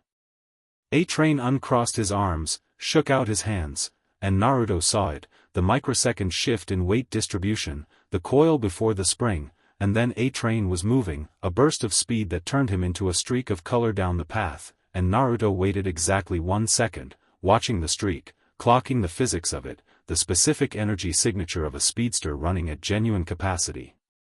Then he ran. Not chasing. Not racing, exactly. Just running alongside the data of another fast thing and calibrating. The park went liquid at speed, trees smearing, path becoming a textured ribbon, the ambient noise of the city dropping to a frequency that had to do with air pressure and forward momentum rather than sound. People on the path became photographs of themselves, briefly and safely avoided. He pulled up to A-Train's shoulder at about 90% capacity. A-Train clocked him and pushed harder. Naruto matched it without effort, which was the point. Central Park from south to north at this speed was seconds. They hit the northern end of the main path and A-Train pulled up, breathing hard, the special controlled breathing of a trained speedster managing recovery. He turned. Naruto had stopped beside him. He was breathing normally. Not performing normalcy, actually breathing normally, which was worse in some ways than visible exertion. You didn't go full speed, A-Train said. No. A pause while A-Train did the math that Naruto had expected him to do. How fast are you actually? Faster. It landed the way it was supposed to, not as a boast, just as information, plainly offered. A-Train looked at him, and for the first time since their first meeting the aggression had simplified down into something more honest, a man trying to place something in a hierarchy he'd built his identity on. I'm the fastest, A-Train said. Not quite believing it. Feeling for whether it was still true. You're one of the fastest, Naruto said. That's not nothing. That's actually an extraordinary thing. He looked at him. You know what I think is interesting about you? Don't. You came to a park to issue a territorial challenge to someone you don't know because you're afraid of what I represent. Not afraid of me specifically. Afraid of what changes when there's someone around who isn't inside the structure. He paused. What does that change for you, specifically? A-Train said nothing. His breathing was evening out. Somewhere north of them, the park opened into the Harlem Mere and the trees were bare-branched and the afternoon light was going golden. Whatever it is, Naruto said, it's your thing. Not mine. I'm not here to take anything from you. You don't know what he stopped. No, Naruto said. I don't. The silence had a different quality from their previous ones. Less confrontation, more geography, two people arriving at an edge of something and not stepping off. She likes you, A-Train said eventually, meaning Annie, and there was something complicated in it, not jealousy, something older and more systemic. That's actually dangerous. For her. I know. Homelander doesn't like it when she has things that are hers. He said it flatly, like a weather report. Anything she has that he doesn't have access to, he stopped again, and Naruto heard what the stop contained and felt something cold and specific move through him. He monitors her, Naruto said. A-Train looked away. I didn't say that. You didn't have to. He looked at the golden light on the bare trees. The cold thing was still there, sitting in his chest with a quiet fury that he'd learned, across an entire life, to hold rather than immediately spend. Thanks for telling me. I didn't tell you anything. No, Naruto agreed. You didn't. A-Train ran. The park accepted the displacement of air and went back to its afternoon business, and Naruto stood at the north end of the path for a moment and thought about what he'd heard in the stop and what it meant and what, eventually, he was going to do about it. He walked back to the bench. Annie was still there, and had acquired a second hot dog from the cart, which she handed to him when he sat down. How'd that go? She asked. Interesting. He's not a bad person, she said. I know. He's made bad choices. She looked at the hot dog in her own hand, that's different. There's context. There's always context. He took a bite. The sauerkraut was in fact good. He told me something. What? He chose the words carefully. Not to soften them, she didn't need them softened, but to land them correctly, without drama, the way serious things deserve to land. That Homelander keeps tabs on your personal life. Monitors things. People. She was very still. You knew, he said. I suspected. Quietly. I didn't have confirmation. Now you do, in a roundabout way. He ate. I figured you should know. She was quiet for a long moment. The park moved around her, light shifting, the day tilting toward evening, the specific amber quality of a late autumn afternoon that had decided to be beautiful before the dark arrived. She wasn't distressed in the way he might have expected. It was something flatter and older than distress. The look of someone having a suspicion confirmed that they'd already built a life around. Okay, she said. Okay? It changes some things. The way I communicate, the route I take. She was already thinking through it, practically, efficiently. It doesn't change this. He might see us together. He might have already. She looked at him directly. Does that change anything for you? He returned the look. No. Something settled in her expression, not comfort exactly, but a kind of resolution. Like a decision she'd been making had been made. Then it doesn't change anything, she said. They sat there for a while after that, finishing the hot dogs while the park went gold and the afternoon gave way to the long blue dusk, talking about nothing particularly important, whether New York or anywhere else had better ramen. She had opinions, whether the hot dog cart's superiority was location-based. He argued yes, the park elevated everything. Whether either of them had ever genuinely enjoyed a Vought organized event. Long silence, followed by her admitting once, early on, before. She'd known enough to know better. The conversation wandered and doubled back and went nowhere in particular, which was the best kind. At 6 she stood and said she had to be somewhere. Tomorrow, he said. She looked at him. You're persistent. I've been told that. The Real laugh again. Unguarded, brief, real. Tomorrow's complicated. But, she paused, the ramen bowl, from before. You said ask again when Homelander's not watching my messages. Yeah. He's always watching. A beat. So I'm going to stop waiting for when he's not. She put her sunglasses back on, pulled up her hood, and became an anonymous person in a park again. Text me. He watched her walk south toward the 79th Street entrance, hands in her hoodie pockets, shoulders relaxed in a way they hadn't been when she arrived, the unhurried walk of someone who'd made a decision and felt okay about it. You idiot, Kurama said, with deep and genuine affection. You keep saying that. I keep meaning it. A warm pause. She's good. I know. Don't mess it up. I'll try. Try harder than you try at most things. That's very encouraging, thank you. I'm not here to be encouraging. I'm here to provide tactical support and occasionally correct your worst instincts. A beat. She makes your worst instincts better. That's worth something. Naruto stood from the bench, pocketed his hands, and looked at the darkening park, the lights coming up along the paths, the last of the afternoon joggers, the city rising around the green in its towers of light. He thought about monitoring and machines and choices made in corridors that people like Annie had to live inside of. He thought about a train stop mid-sentence, and what was in it. The cold specific anger was still in his chest. He didn't burn it. He knew what to do with it, had always known. You took the anger that was righteous and correct and you used it, you aimed it, you turned it into something the anger alone could never be. He took out his phone.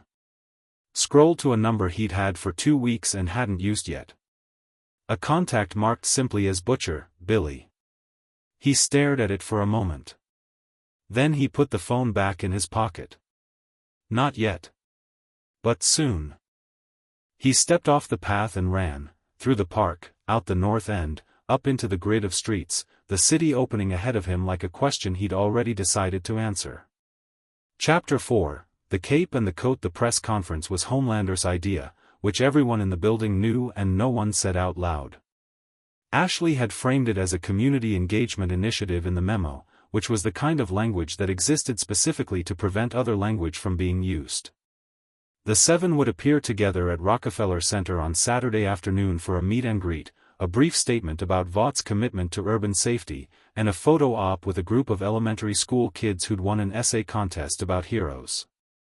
Clean, managed, camera-friendly. The real agenda was simpler. Homelander wanted an audience, a stage, and a reason for the public to remember why the ranking was the way it was. He'd been, the word Ashley used internally and never externally, was unsettled, since the incident on the street 2 weeks ago, and unsettled Homelander had a specific pattern that everyone around him had learned to read and manage like a weather system. Annie had been in the briefing. She'd sat in the third chair from the left in the Vought conference room and listened to Ashley walk through the logistics and watched Homelander at the head of the table with the attention she'd developed over years, the fine-grained reading of his mood that had become as automatic as breathing, because the margin for error in misreading it was too significant to tolerate. He'd been surface pleasant in the briefing. Expansive. The version of him that performed confidence so broadly it became indistinguishable from actual confidence to anyone who didn't know the difference. She knew the difference. She'd texted Naruto that night, Rockefeller Center Saturday. "You'll probably hear about it." His reply, "I'll probably be nearby." She'd stared at the text for a moment and then put her phone face down on the nightstand, because the feeling that produced in her chest was one she wasn't ready to examine in the dark. Saturday was cold and bright in the specific way of a day that had decided to be photogenic. The plaza at Rockefeller Center had been prepared with the thoroughness of a film set, barriers keeping the public at a managed distance, camera positions established, the color saturation of the whole thing somehow richer than reality in the way Vought events always were, like they'd convinced the light itself to cooperate. The crowd was several hundred deep. Phones out, faces turned toward the stage, the ambient noise of collective anticipation that differed from a concert or a game in that small precise way, not entertainment exactly, closer to worship, closer to the specific psychological transaction of people who needed something to be real and large and good. Annie stood in her position left of center and felt it the way she always did, the genuine pull of it, the real thing underneath the performance, all these people who had turned up because they believed in something. She'd never been able to fully disconnect from that. It was the part of this that she couldn't dismiss, couldn't fold into the general cynicism that the rest of it deserved. These people were real. Their need was real. She just wished the thing they were directing it at was real too. Homelander at center stage was doing what he did best, the smile working the crowd in sections, the wave with the specific calibrated warmth that PR teams had refined over a decade, the children from the essay contest arrayed in a semicircle around him looking appropriately odd. He crouched to talk to a small girl in a red coat and the cameras went crazy, the sound of shutters like a murmuration, and Annie held her position and her expression and thought about the conversation in Central Park. What I figured out eventually was that the terrifying things were only as powerful as the fear you gave them. The formal remarks took 20 minutes. Homelander spoke about safety, about community, about Vought's commitment to a better tomorrow, and he said all of it with a conviction that was either genuine or the most accomplished performance she'd ever witnessed, and she genuinely could no longer tell the difference. That was the thing that kept her up sometimes. Not knowing. She was in the middle of this thought when the crowd shifted. Not loudly. Not with alarm. Just a ripple, a turn of heads, the physical language of a group of people redirecting attention from one point to another. It moved from the back of the crowd forward like a current, and Annie tracked it without moving her head, with the peripheral attention of someone who'd learned to monitor a room without appearing to. At the back of the crowd, visible above the heads of the people around him by no particular means, he was just tall enough, just positioned right, was Naruto. Jacket, jeans, hands in his pockets. Not making any move toward the barriers. Not filming. Just standing in the crowd like a person who'd shown up to watch a thing. Except people at the back of crowds don't get noticed first by 300 people unless something about them is already being noticed. He'd been running. She could tell, not from anything visible, he was completely still, but she'd spent enough time reading people in controlled situations to know the specific quality of stillness that was rest rather than absence. He'd run here. Stopped. Stood. The ripple reached the cameras. She watched two photographers with long lenses orient toward the back of the crowd, track to Naruto, hold.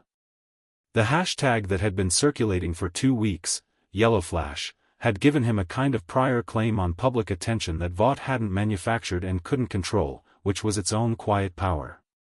She risked a glance at Homelander. He'd seen it. Of course he'd seen it. His scanning was constant and automatic and nothing in a crowd escaped it.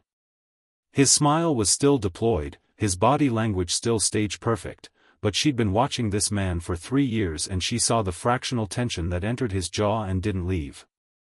The remarks concluded. The planned portion ended. The crowd applause was genuine and warm and full of the real thing underneath. Ashley materialized at Annie's elbow with a tablet and a look and said quietly, "He's here." "I know." This wasn't, "I know, Ashley." Homelander's going to, I know. She turned to face her fully. What do you want me to do about it? Ashley opened her mouth. Closed it. Looked down at her tablet. Nothing, she said. Just, be visible. Stay in frame. Annie went back to being visible. Stayed in frame. It took 4 minutes. Homelander descended from the stage, not walked, descended, using the particular exit that required him to pass through the crowd space rather than around it, which was always a choice, and began the managed walk toward the barriers where fans were being allowed approach in controlled groups of 10. His personal security formed the moving perimeter. Everything smooth, everything managed. Then he changed direction. The security guys adjusted without being told, which meant either they'd been briefed or they were very good at reading him, and the direction he changed toward was the back of the crowd. Annie watched this and did not move. The crowd parted for Homelander in the way crowds parted for him everywhere, not from explicit instruction but from physical grammar, the unconscious adjustment of bodies that recognized power and moved around it. He covered the distance to the back barriers in perhaps 40 seconds, and stopped on his side of them, 6 feet from Naruto, who was standing with the same hands-in-pocket stillness he'd had for the past 20 minutes. She couldn't hear them from here. Nobody could, except the journalists who were currently redirecting every long lens and directional mic they had toward the back of the plaza. She watched the conversation happen in body language. Homelander with his full height and the cape and the absolute authority of his physical presence, gesturing once toward the stage, then toward Naruto, then, this was the part she clocked most carefully, toward her. Not pointing. Just a look, then a gesture. Something being said about her. Naruto's posture didn't change. She watched Homelander's posture change. It was small. Barely there. The kind of thing you saw only if you knew what to look for, a shift in weight, a slight forward lean that pulled back, an intended move reconsidered. The specific physics of a man who'd planned a conversation a certain way and was meeting resistance he hadn't modeled. Then Naruto said something. She would have paid a significant amount of money to hear it. Whatever it was, it produced in Homelander's face the expression she had never in 3 years of watching him seen, not anger, not calculation, not the cold empty thing he got when he was about to do something irrevocable. Something more unsettled than any of those.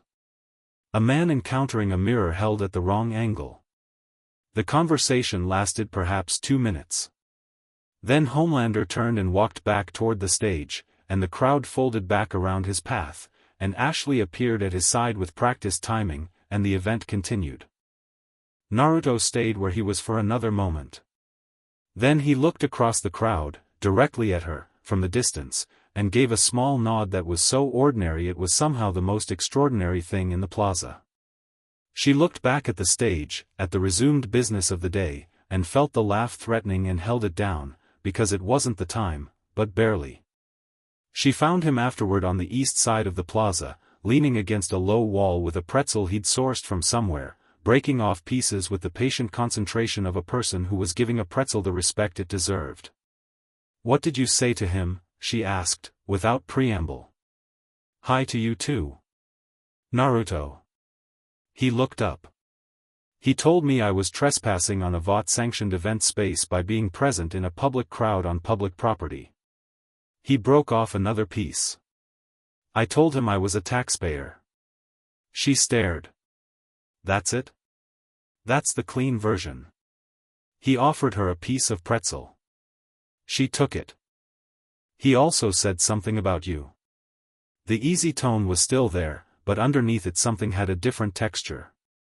She'd been learning to read him the way she'd learned to read Homelander, not that they were similar, they were the precise opposite, just that paying attention to people was the skill she developed and she was using it. "What about me?" she said. "He said you were one of his." A pause. "Like property.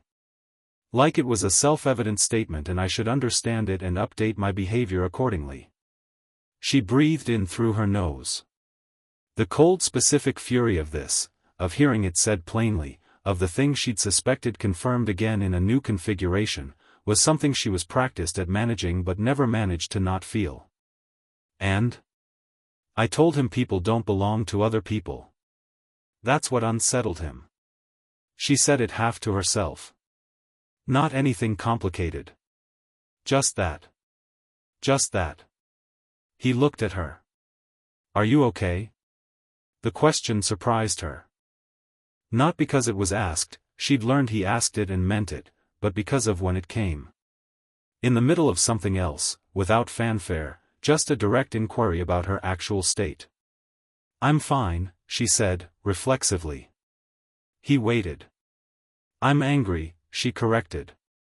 That's better. I'm also tired. She ate the pretzel piece. I'm tired of having conversations about myself in which I'm not present. I'm tired of being she stopped, looked for the right word, a reference point in someone else's territory assessment. Yeah, he said. That's worth being angry about. They stood in the cold bright air with the plaza behind them resuming its normal Saturday business, the Vought event wrapping up, cameras packing down, the crowd dispersing into the city with their phones full of content and the vague warmth of having been near something that felt large. What are you doing tonight? She said. He looked at her. Probably ramen.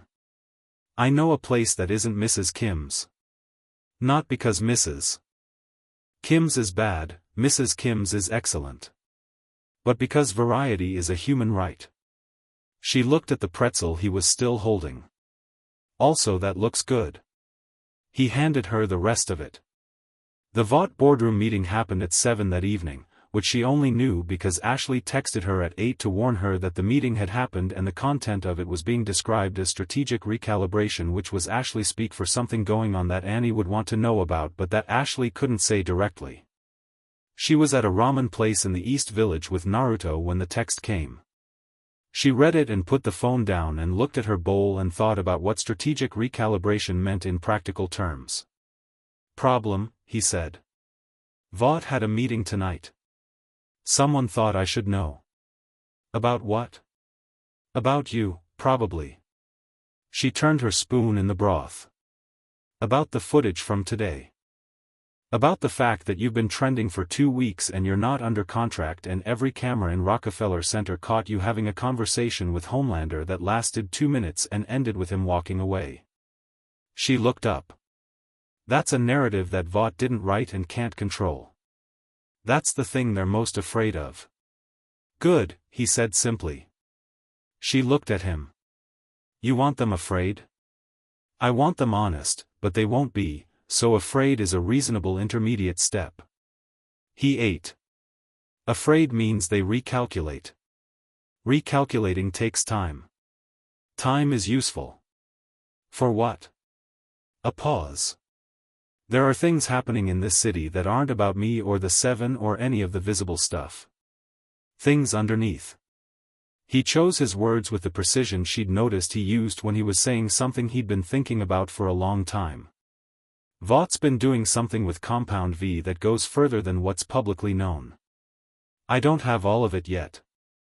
But what I have is enough to know that the boardroom meeting tonight isn't really about PR.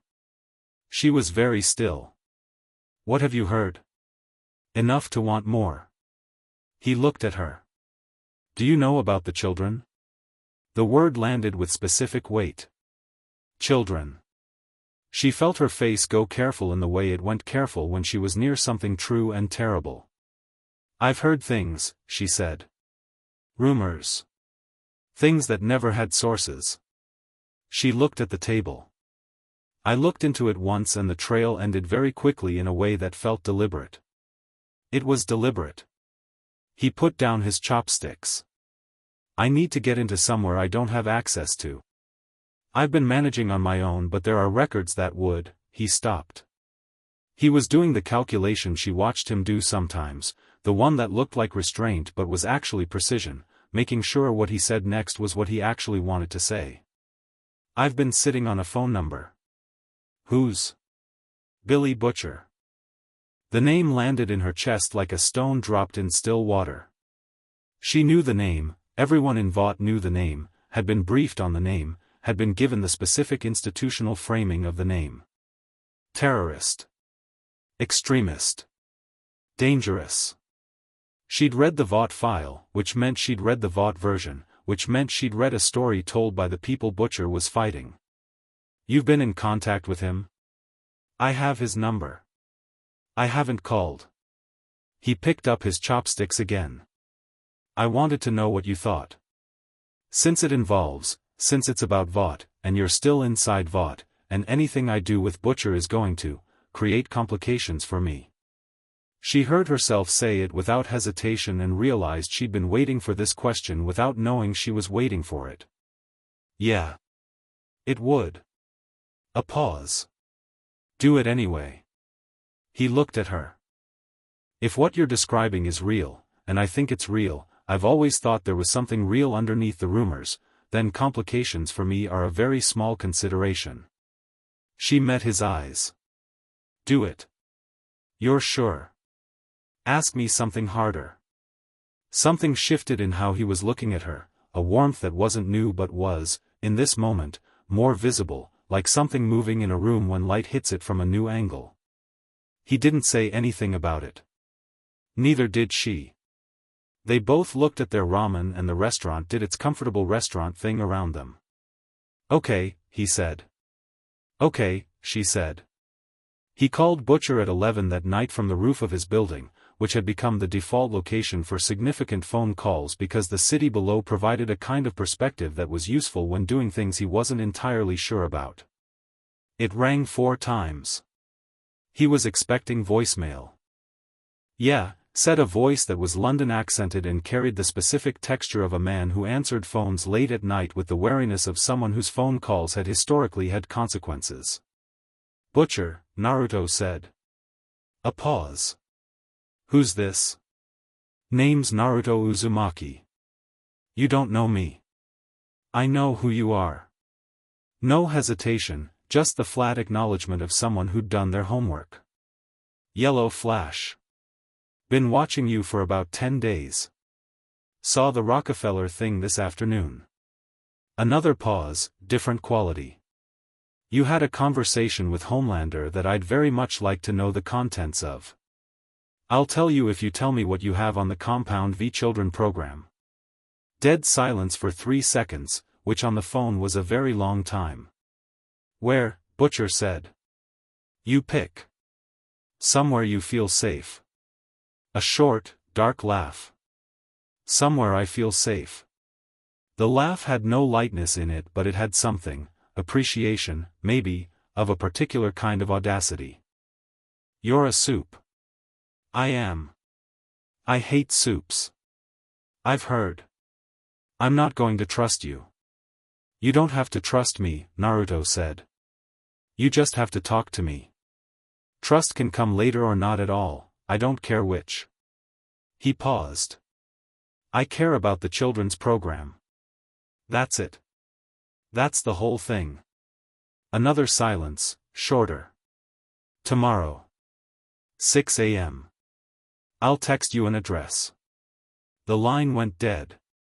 Naruto stood on his roof and looked at the city and felt the weight of the thing that had just been set in motion, not reluctantly, not with second thoughts, but with the clear-eyed recognition of someone who'd been waiting for the right moment and had just identified it. Butcher, Kurama said, thoughtfully. He's human. Yes. Genuinely dangerous for a human. Yes. He's also motivated by something real. Not just ideology. Something personal. His wife, Naruto said. Vought destroyed his wife. I read about it, what I could find, which wasn't much, but enough. He pulled his jacket tighter. The wind had teeth tonight. That's not something you argue with. That's something you stand beside. You can stand beside grief without agreeing with everything it produces. That's the job, Naruto said. That's always been the job. The city went on below him, enormous and indifferent and full of people whose lives were being affected by things they didn't know about, in buildings they'd never enter, in documents they'd never read, by people who had decided that the calculation was acceptable. Naruto thought it was not acceptable. He thought that clearly, without performance, without drama. Just, this is not acceptable, and I have particular capacities, and the distance between those two facts is action. Simple. Clean. His. He dropped off the parapet, hit the street, and ran, not thinking, not planning, just running the way he ran when he needed to feel the speed as what it actually was, not a power, not a weapon. Just the physical expression of someone who was fundamentally, constitutionally, congenitally incapable of standing still in the face of a wrong. Gold, and fast, and gone. The boardroom meeting had produced a memo, which Ashley delivered to Homelander at 9 the following morning with the expression of someone delivering mail in a war zone. The memo was from Stan Edgar and it was 3 paragraphs long, which was 3 paragraphs more than Edgar usually required to say something important. It described, in the language of corporate strategy and reputational risk, the situation with the unregistered soup. It recommended a specific approach, not confrontation, not recruitment, something more lateral. It recommended association. If Vought couldn't own the narrative of the Yellow Flash, the memo suggested, they should attach the narrative to something they did own. A joint appearance, carefully managed. The optics of the Seven and the Yellow Flash as allied rather than opposed. It would bring him inside the frame without requiring a contract. It would reframe the Rockefeller footage as prelude rather than confrontation. It was a very good plan. Homelander read it at his desk and set it down and looked out over the city from 60 floors up and thought about a man in a Hell's Kitchen hallway who hadn't moved back from the door and the specific quality of eyes that didn't contain fear and what it meant that those eyes existed and he couldn't do anything about them. He thought about people don't belong to other people, said simply, in a building hallway, in front of 2 security guards, without the weight of consequence that statement deserved. He thought about what Stan's memo actually was, underneath the strategy, a concession. A recognition that direct pressure hadn't worked and wouldn't work and the problem required a different approach. He thought about this for a long time. Then he opened his desk drawer and took out his phone and called a number that wasn't in his contacts because he'd memorized it, and when the line connected he said, "Find out everything about Uzumaki's mother." He hung up. He looked out the window. The city was bright and cold and full of people who needed a reason to believe in something, and he'd spent 15 years being that reason, and he was going to continue being it, and nothing, not a memo, not a hallway conversation, not a man who moved like light and looked at him like he was readable, was going to change that. He was certain of this. He was less certain of it than he'd been 2 weeks ago, and the gap between those 2 certainties was something he examined once, briefly, and then filed in a drawer he did not open. At 6 a.m. on Sunday, Naruto found the address Butcher had texted, a garage in Red Hook that smelled like oil and the specific cold of spaces that absorbed decades of winter, and pushed the door open to find 3 people already inside. Butcher was against the far wall, arms crossed, wearing a jacket that had been through things. He was broader than Naruto had expected, built like someone who'd learned to fight because the other options were worse, with a face that had been organized by years of a specific kind of anger into something that looked permanent. He looked at Naruto the way Naruto had expected him to look, with the flat hostile appraisal of a man who had a position on soups and was waiting to see whether it applied here. Beside him, leaning against a workbench, was a young man who looked like he'd been dragged here and had stopped objecting because the situation had outpaced his objections. Slight, honest-faced, the specific quality of someone who was fundamentally decent in a situation that kept testing it. And standing to the side with a thermos and an expression of professional assessment was a woman, short, controlled, watching Naruto with the kind of attention that belonged to someone who gathered information for a living and was gathering it right now. "Uzumaki," Butcher said. Not a greeting. Butcher. Also not a greeting. "Who are these 2? "Huey," said the honest-faced young man, extending his hand automatically and then clearly wondering if that had been the right call. "Huey Campbell." He's with me," Butcher said. "Frenchie's not here," the woman said, ignoring the subtext of the entire room with the ease of someone who decided ignoring subtext was efficient. "I'm Mother's milk." Butcher said. I go by she confirmed. Naruto looked at all three of them. At the garage. At the cold and the oil smell and the three people who had been doing this without resources, without powers, without anything except competence and motive and the specific fuel of genuinely having had enough. He felt something that wasn't quite recognition but was close to it, the version of it that came from one life lived against worse odds than most people believed existed. Okay, he said. Tell me about the children. Butcher looked at him for a long moment. Looked for the angle, the tell, the thing that would confirm the position he'd walked in with. Didn't find it. Sit down, he said. Naruto sat down. And the thing that had been building since a street in Hell's Kitchen on a cold October morning got its first real foundation, in a garage in Red Hook at 6 in the morning, over bad coffee that Huey had clearly made and nobody was going to complain about. Chapter 5. What monsters look like. The files were in a manila folder that set on the workbench like it was made of something that could break, and in a way it was. Photographs first. Not surveillance shots or crime scene documentation. Naruto had seen enough of both to know the difference. These were clinical. Facility interiors, clean and white and lit with the particular flatness of spaces designed for observation rather than comfort. Children in beds. Children in chairs with monitoring equipment attached. Children with expressions that were the specific wrong shape for children's expressions, not afraid, which would have been more legible, but vacant in the particular way of people who had learned that reaction produced consequences and stopped reacting. The youngest in the photographs looked about 8. Naruto looked at each one. Didn't rush through them. Didn't look away. Gave each photograph the specific attention it deserved, which was complete and direct and without the protective instinct to process quickly and move on. He'd learned a long time ago that the thing about bearing witness was that you had to actually do it, had to let the images be what they were rather than what you could manage them into. Nobody in the garage said anything while he looked. When he finished he set the photographs down carefully and looked at How many facilities? We've confirmed 3, she said. Suspected 2 more. Nationwide? 2 domestic confirmed. 1 in Eastern Europe that we have partial documentation on. How long has this been running? At least 12 years. She paused. Possibly longer. The early records there are gaps. Deliberate gaps. Who knows at Vought? Butcher answered this one, from the wall where he hadn't moved. Edgar knows. Obviously. It's not a rogue program, this is structural.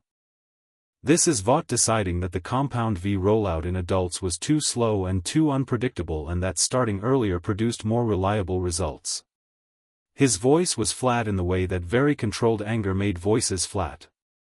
The yield rate, that's their word, yield rate, is higher in children. The powers manifest more completely. More usefully. He paused. The failure rate is also higher. What happens to the failures? Naruto said. Silence. What happens to the children who don't manifest correctly? He said again, not because he needed them to answer but because he needed it said out loud in a room. They're managed, said. The word was a clinical wrapper around something that wasn't clinical at all. Naruto looked at the photographs again.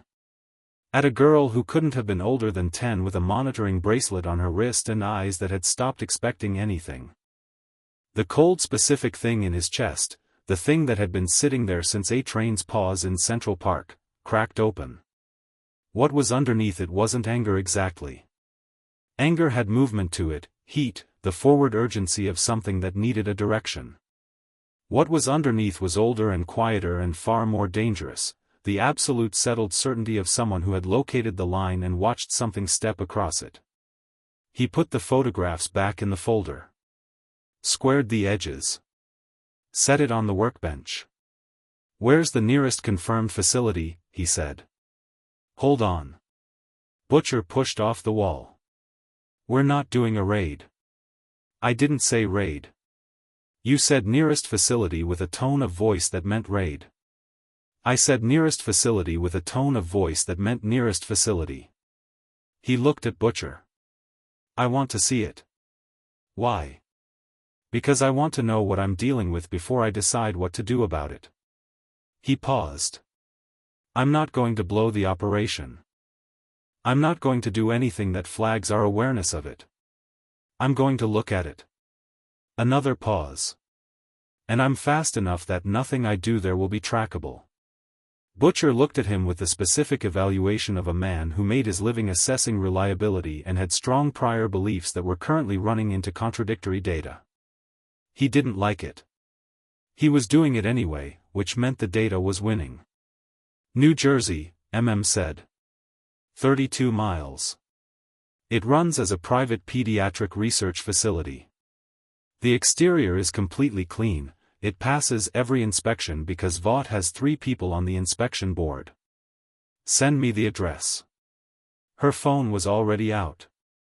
I want to be clear, Butcher said, and his voice had a new register, the one Naruto guessed he used when he was saying the thing he actually meant underneath the operational language. Whatever you find out there, whatever you decide to do with it, I need it documentable. I need chain of evidence. I need something that a journalist or a prosecutor can use. He paused. Not something that ends with the building on fire and bodies and my team having disappeared. I wasn't going to set anything on fire. I don't know what you were going to do. I don't know you. He crossed the garage in 4 steps, and up close he was more present than he'd been against the wall, a physical fact of a man, the weight and history of him, the specific gravity that came from years of carrying something heavy. You're a soup. I have a position on soups. I know your position. Do you? You've seen what happens when power isn't accountable, Naruto said. You've seen it do specific damage to a specific person you loved. And you've decided the category is the problem rather than the accountability. He met his eyes. You're wrong about the category. But you're completely right about the accountability. A pause. I don't need you to like me. I need you to use me correctly. Butcher stared at him for a long moment. Something moved in his face, not softening, nothing as simple as that, but the recalibration of a position encountering a point it hadn't fully modeled. Don't get caught, he said. I don't get caught, Naruto said. From the workbench, Huey said, is anyone else sort of amazed that this is just happening? Like, he's very calm about all of this. Huey, said. I'm just saying. Most people would need a minute. I had my minute before I called, Naruto said, which was true. The minute had been on the roof looking at the city, and it had been sufficient. He went that night. Not immediately, he spent the daylight hours running the perimeter on a map, building the approach in his head, clocking the satellite coverage patterns that had noted in the files and the guard rotation that their surveillance had documented over 3 weeks of observation. He ate dinner. He called Carol. His mother's voice on the phone was warm and tired in the specific way of someone who'd been working since 6 in the morning and was glad to hear from him. She told him about her shift, about a patient she was worried about a colleague who was getting married in April. He listened and asked the right questions and laughed at the right moments and felt, underneath the conversation, the specific texture of what Vought had done, the supplement offered to a tired 24-year-old who trusted kind eyes, the child born into a design he hadn't chosen, all of it woven into the ordinary fabric of a woman talking to her son on a Tuesday night. You okay? She asked, the way she'd asked since he was 6 years old and went quiet in ways she couldn't interpret. Yeah, he said. I'm good, Mom. You eating? Constantly. Good. A pause. I worry. I know. He looked at the ceiling of his apartment. Don't. Okay? I'm good. I promise. After he hung up he sat with the phone in his hand for a moment and let the warm specific reality of Carol Uzumaki exist in his chest for a little while, not grief, not anger, just acknowledgement. The record of what had been done. The reason the records in that manila folder weren't abstract. Then he put on dark clothes and went to New Jersey. The facility was exactly what had said: clean exterior, nothing to see, a low white building set in a commercial park between a logistics company and a medical supply warehouse, with the specific anonymity of things designed to be ignored. The signage said Meridian Pediatric Research Institute in tasteful letters that suggested legitimate and forgettable purpose. The parking lot had 7 cars at 10 p.m., which meant night staff, probably a skeleton crew of researchers and security. Naruto covered the 32 miles in under 4 minutes and came in from the east, through the adjacent property's tree line, in the dark. He walked the exterior once, slowly enough for human pace, noting the cameras, 4 visible, almost certainly 2 more concealed, the guard post at the main entrance with 1 person, the loading dock at the back with no current occupancy. The building had 1 floor above ground and, based on the ventilation infrastructure and the power load he could estimate from the transformer setup, at least 1 below. He found the camera blind spot between the northeast corner and the loading dock and stood in it for a moment, listening. Not with his ears. With the specific extended attention that had always been a part of him, something between chakra sense and something that had evolved differently in this body, in this world, without the formal training that had shaped it in the last one. It worked anyway. It always worked. People moving inside the building, 11 of them, distributed across, he oriented, cross-referenced with the floor plan had included in the files, 3 locations. The basement level had 4 concentrations of movement that were slower and smaller than the adult staff. Children were awake at 10 p.m. in a research facility, which was information.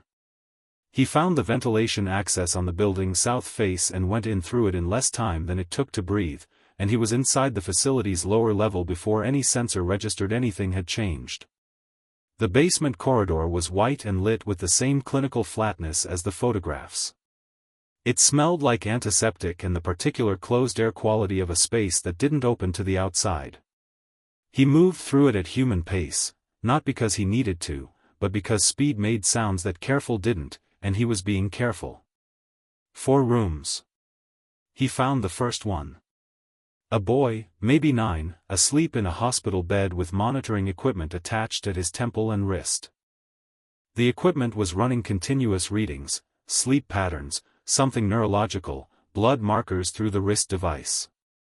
The boy's face in sleep was the face of any 9-year-old, soft and ordinary, and the gap between that face and the equipment attached to it was a kind of violence that didn't require any physical force. Naruto stood in the doorway and looked at him and did not move for a long moment. He went to the next room. A girl, 11. Awake, lying on her back, staring at the ceiling with the specific emptiness of someone practicing being somewhere else. She turned her head when he appeared in the doorway and looked at him with no particular surprise, which told him things about what she was used to. People appearing in doorways at night was not novel to her. "Hi," he said quietly.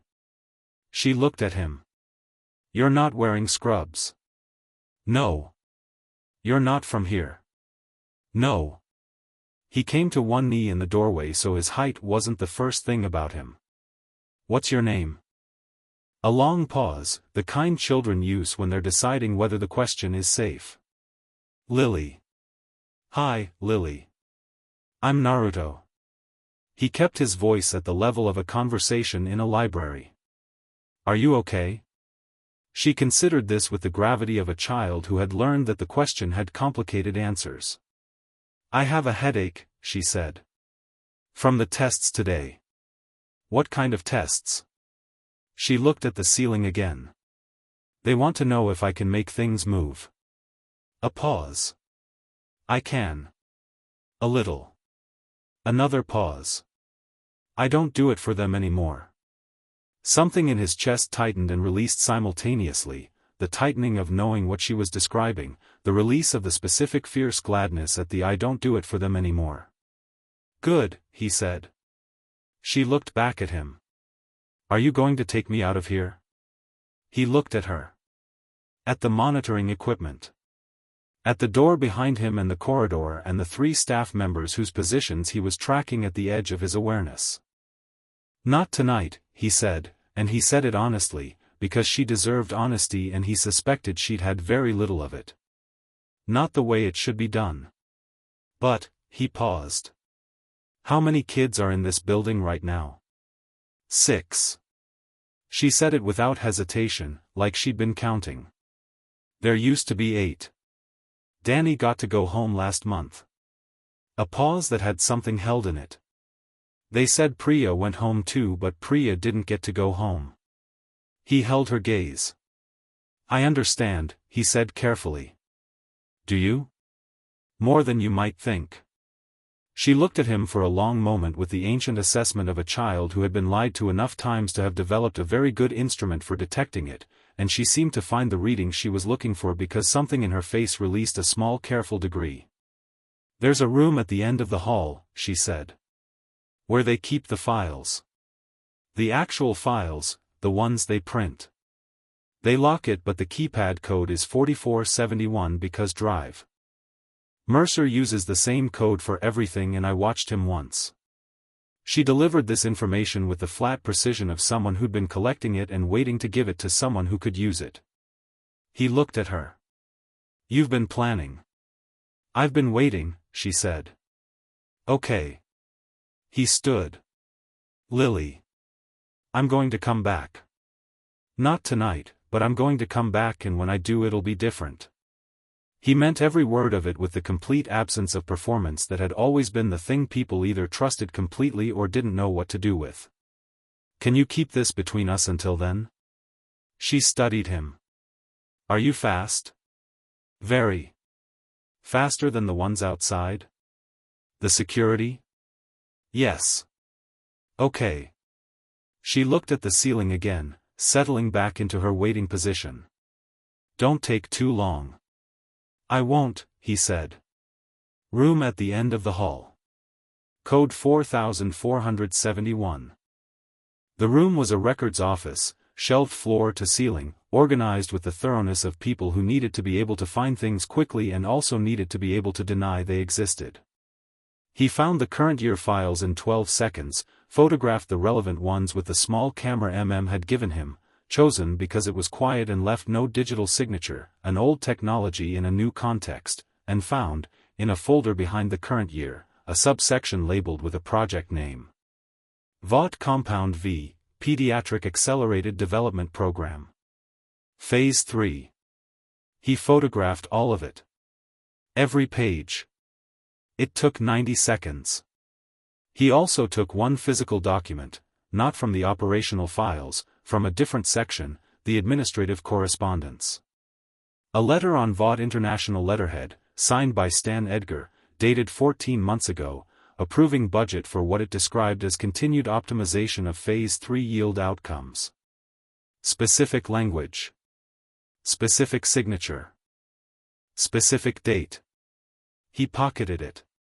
He was out through the ventilation access and back in the tree line before any sensor completed its cycle, and the drive back to New York, metaphorically, since he ran rather than drove, took 3 minutes and 50 seconds, and he was on the roof of his building with the camera and the letter in his jacket by 11:15.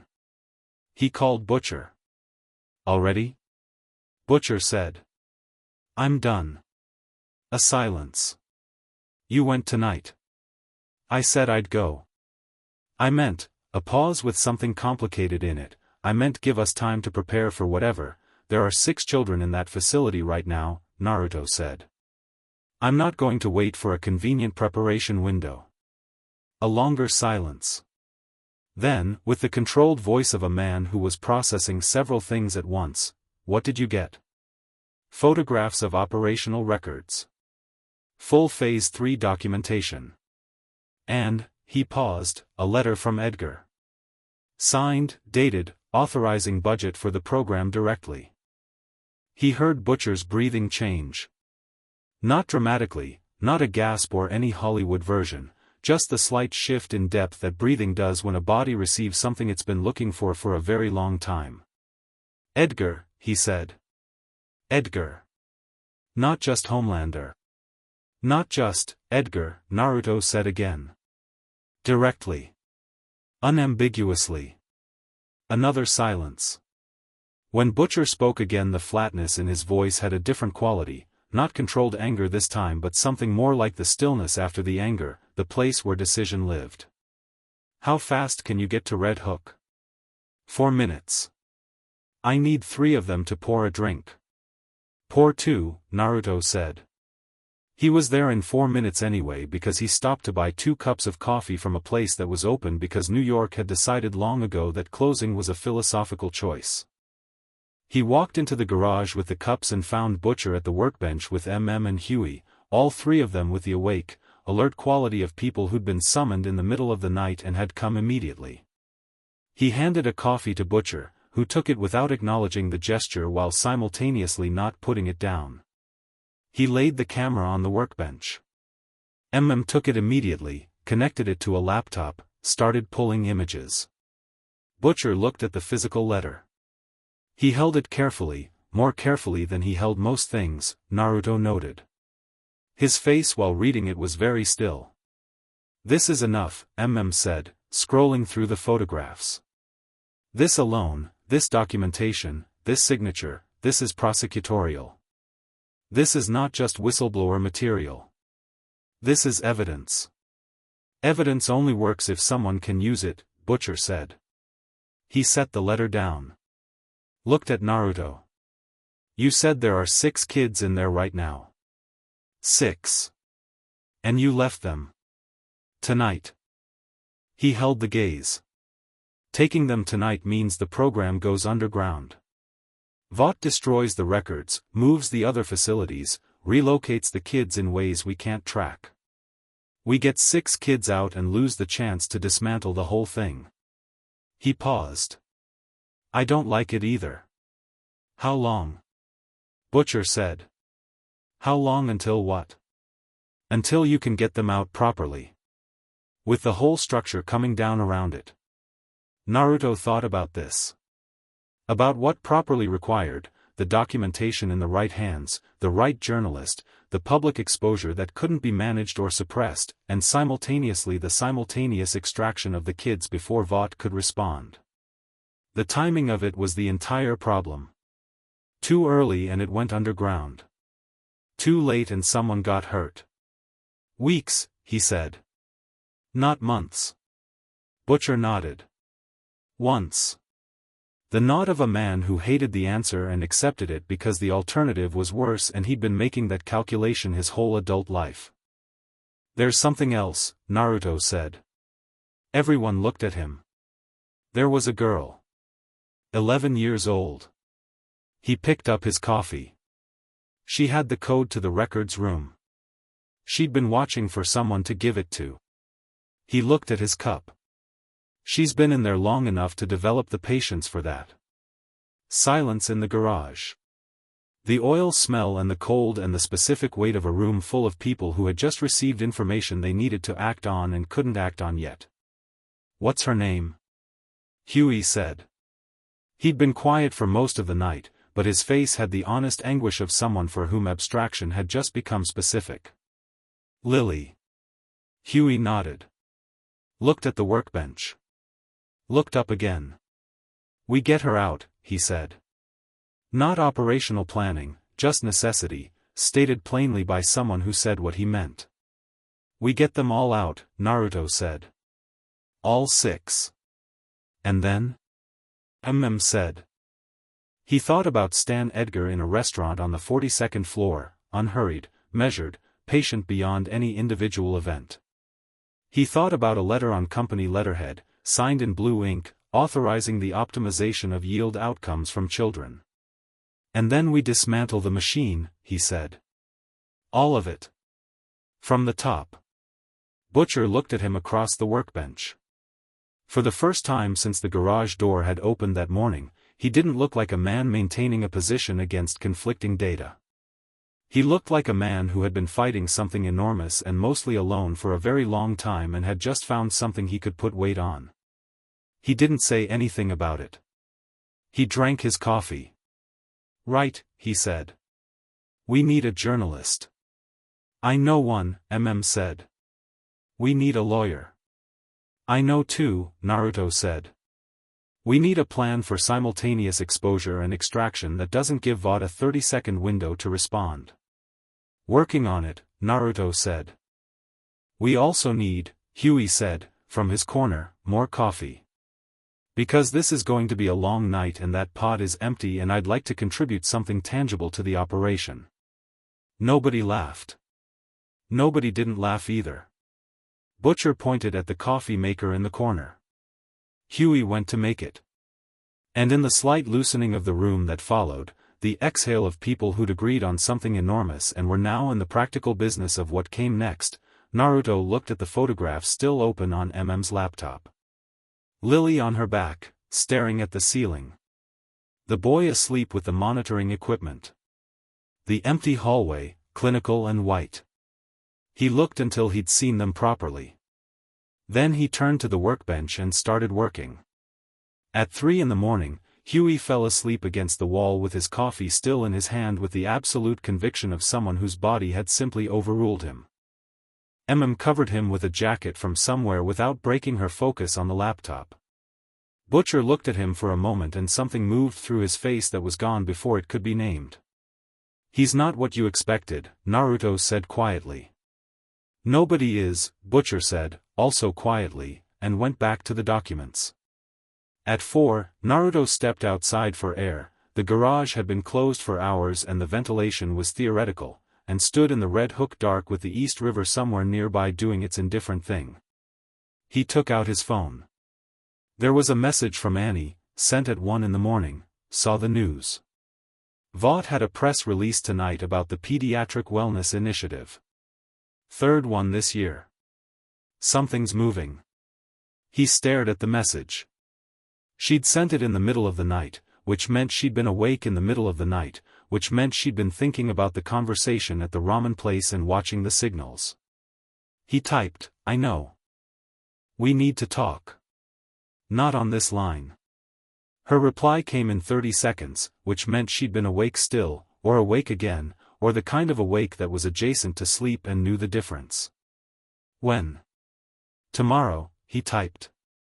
I'll find you. Okay. He stood in the dark for a moment. Thought about the Pediatric Wellness Initiative press release at 10 p.m., the timing of it, the same night he'd been in New Jersey, though they couldn't know specifically, but the coincidence of it was worth noting. They're nervous, Kurama said.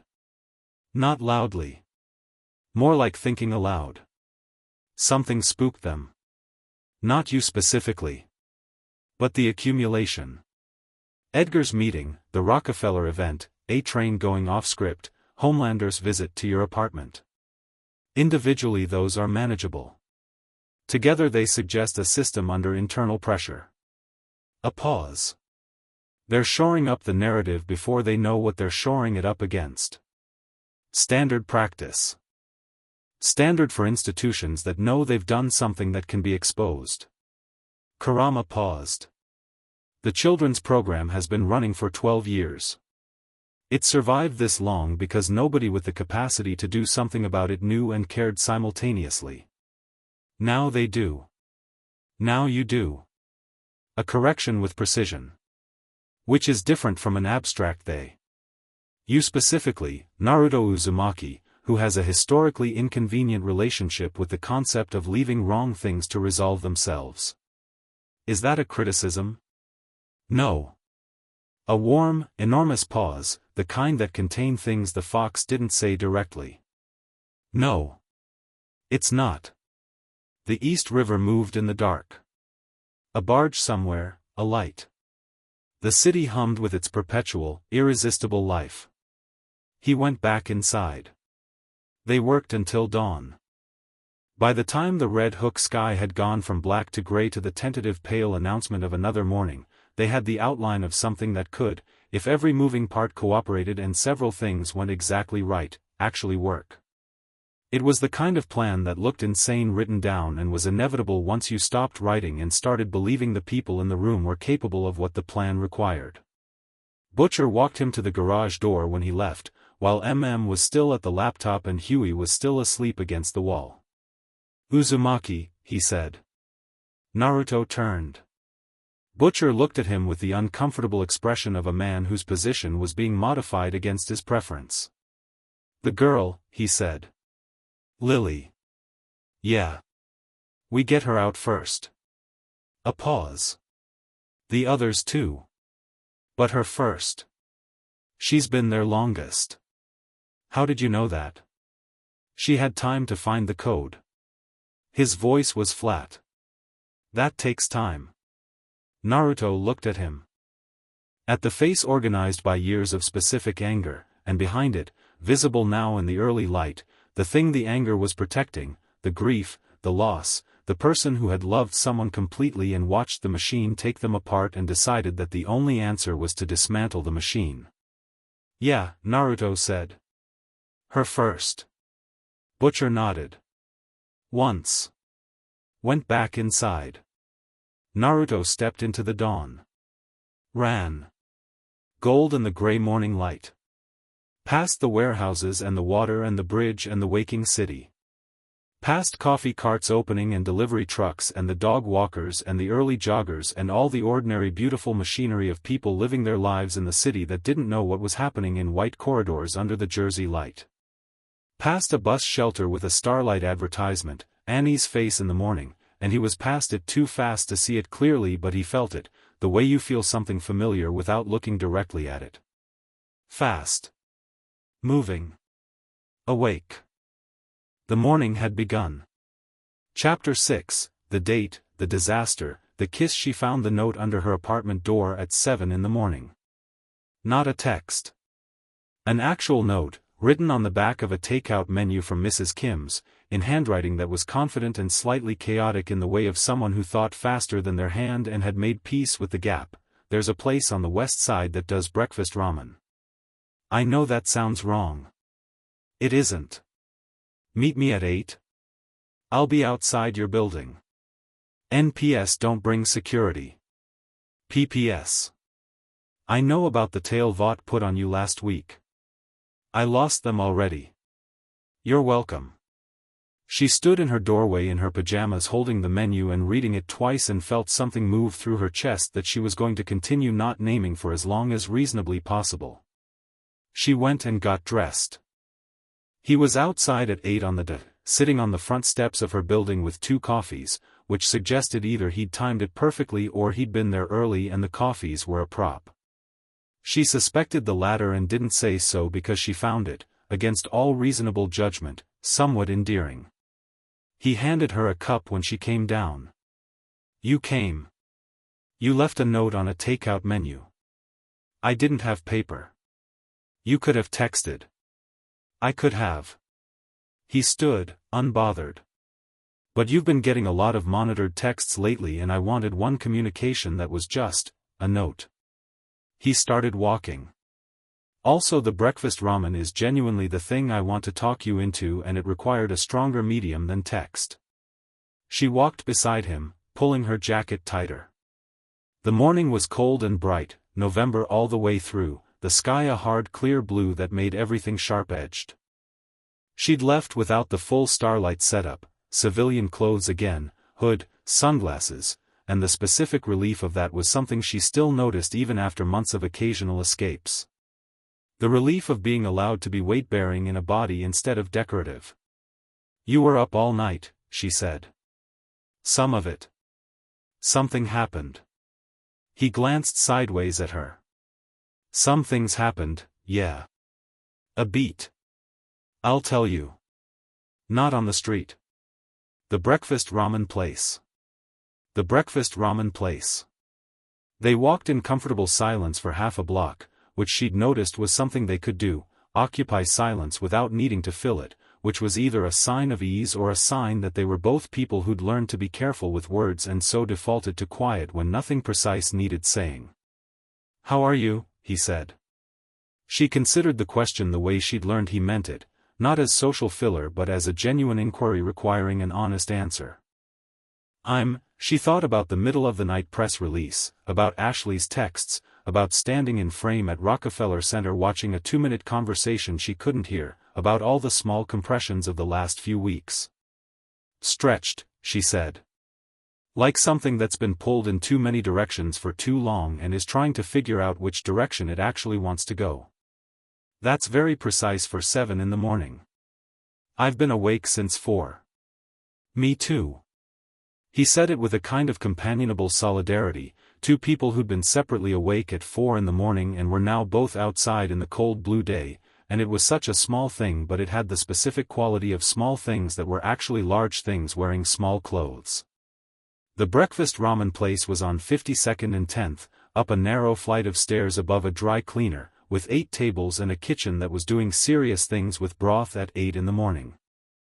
The owner was a small man named Gene who knew Naruto by name and showed them to the back table without being asked, which meant this wasn't the first time he'd been here, but it might be the first time he'd brought someone. She clocked that. Filed it. They ordered the breakfast bowl, which had a soft egg and scallion and something that smelled like miso meeting dashi at a cellular level, and she waited until the order was in before looking at him across the small table and saying, "Tell me." He did. Not all of it, not the names, not the specific operational details, not anything that would create a liability for the people in the Red Hook garage. But the shape of it, the photographs, the facility, the children, the documentation, the letter with Edgar's signature. He told it plainly, without escalating the language for effect, and the plainness of it was worse than drama would have been because drama required distance and this didn't have any. She listened. She didn't interrupt. Her hands were folded around her coffee cup and she looked at the table while he talked and only looked up when he stopped. "Lily," she said. "Yeah." She breathed in through her nose, slow and controlled. "How old?" 11. A pause. "She gave you the code." She'd been waiting for someone to give it to. She looked at the table again. He let her have the moment, gave her the full space of it without filling it, which she'd learned was one of the specific ways he showed care, the willingness to let hard things be hard without immediately reaching for the resolution. "Edgar signed it," she said. "Edgar signed it. Not just operational approval. Directly. The language of the letter is specific. Continued optimization of Phase 3 yield outcomes and a budget line. His signature, his date." He paused. "It's unambiguous." She looked up. "What are you going to do with it?" "We're working on a plan. Simultaneous exposure and extraction, journalist gets the documentation, kids get out, all at the same time so Vought can't suppress one before the other happens." He looked at her with the careful attention he used when he was saying something that had weight for both of them. "It's going to touch everything. When it goes public, and it has to go fully public, that's the only version that actually works, it's going to touch the 7. It's going to touch anyone whose public profile is connected to Vought's credibility."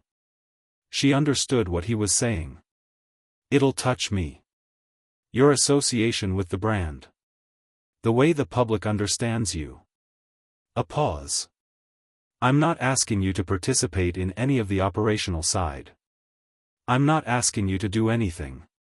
But I wanted you to know it was coming so you could," he stopped, found the right word, "so you could decide how to stand when it lands." The food arrived. Jean set it down with the efficiency of someone who understood that tables sometimes had conversations that needed to not be interrupted, and moved away, and for a moment they were just two people with breakfast ramen in front of them and a very large thing between them. She picked up her chopsticks. "How long?" "Weeks. Maybe 3 or 4. She nodded. 8. The broth was extraordinary, which was its own small mercy, a thing being exactly what it promised in a moment that had a shortage of that. "The way I stand when it lands," she said, "is I stand on the right side." She looked at him. "That's been true for a while. I was just waiting for the ground to appear." He looked at her across the small table in the narrow restaurant above the dry cleaner, and what was in his face in that moment was something she didn't try to analyze. It was just there, visible and simple and present. The specific quality of being seen by someone who was actually looking. "Okay," he said. "Okay," she said. They ate in the comfortable quiet of people who've said the important thing and can now attend to the business of excellent broth. The disaster arrived at 9:45.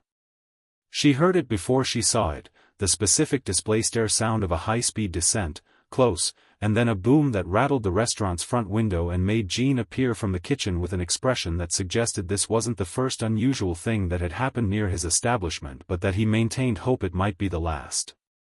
Naruto had already turned toward the window. Through the glass, in the street below, a figure had landed with the geometric precision of someone who had known exactly where to land. The cape was unmistakable. So was the crowd that immediately assembled around the impact point, phones out, the city performing its reliable ritual of witnessing. "He found us," she said. "He found you," Naruto said. "My location isn't trackable.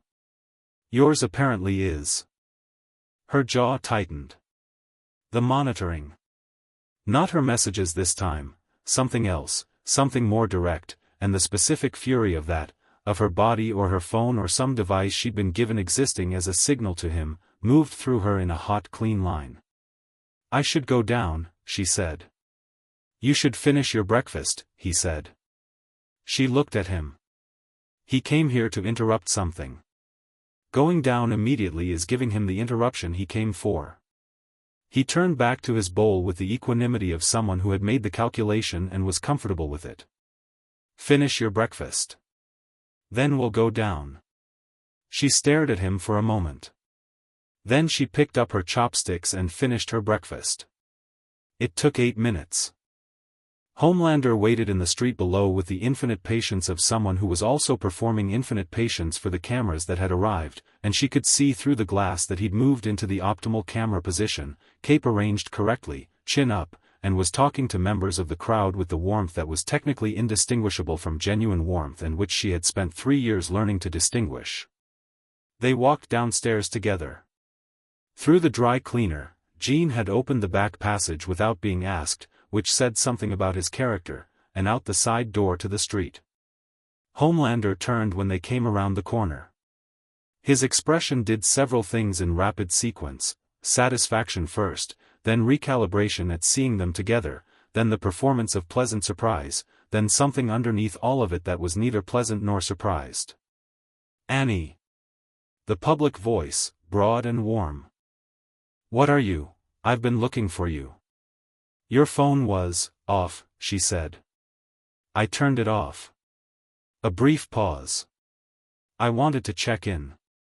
After the week you've had, the concerned teammate version, reliable and well-worn, wanted to make sure you're doing okay." "I'm doing great," she said. "Having breakfast." His eyes moved to Naruto beside her with the smooth inevitability of something that had been the whole point. "Hey," he said, in the tone he'd used in her apartment hallway, the one that had had the knife handle in it. "Hey," Naruto said, pleasantly. The three of them stood on a west side sidewalk in the cold bright morning while a crowd of 30 people filmed it, and 3 journalists who'd apparently been following Homelander for the morning appearance were now very interested in what was happening at this particular corner. "Grabbing breakfast?" Homelander said to Naruto, with the conversational ease of a man laying track. "Just finished." "Great place?" "Excellent ramen." He looked between them with a smile that occupied his face completely and reached nothing behind it. "You two been spending a lot of time together." "Some," Annie said. "That's great. I love that." The smile stayed. "Community is important. Connection.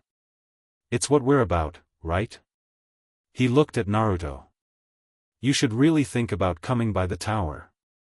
We've been trying to get you in a room." "I've been in the tower," Naruto said. "I had breakfast with Stan." Right. The smile adjusted. "I mean with the team. With the 7. We do these." "No thanks," Naruto said. The smile lost a layer.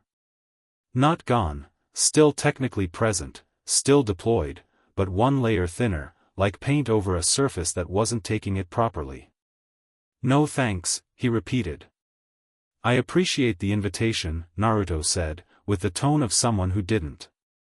But I'm good.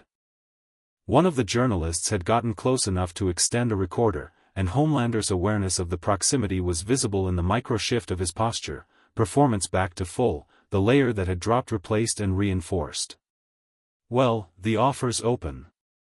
We're always looking for, I know you are, Naruto said. And then, in the same conversational tone, without build-up or emphasis, just plainly, Annie, you good to finish the morning? She looked at him. At the question asked directly to her, in front of Homelander, treating her preference as the relevant variable in the situation. The specific quality of being asked, being considered the person who decided. Yeah, she said. I'm good. Okay. He looked at Homelander once more, with the easy directness that was neither aggressive nor submissive, just, honest. A man looking at another man and seeing him clearly and not being interested in pretending otherwise. Good to see you, he said, with absolute insincerity, and turned and walked up the block. Homelander watched him go. The cameras watched Homelander watch him go. Annie watched the cameras watch Homelander watch him go, and thought about the way this moment was going to get edited and packaged and distributed, and thought about what it was going to look like when the ground appeared in 3 or 4 weeks, and felt something that was almost peace. She called him at 2 that afternoon. That was interesting, she said. Which part? The part where you said good to see you with that face. What face? The face of someone saying something they don't mean to someone they're not going to pretend they like. A pause. She could hear the wind on his end, which meant he was outside, which meant he was probably running or on a roof. I'm not going to pretend to like someone I don't like.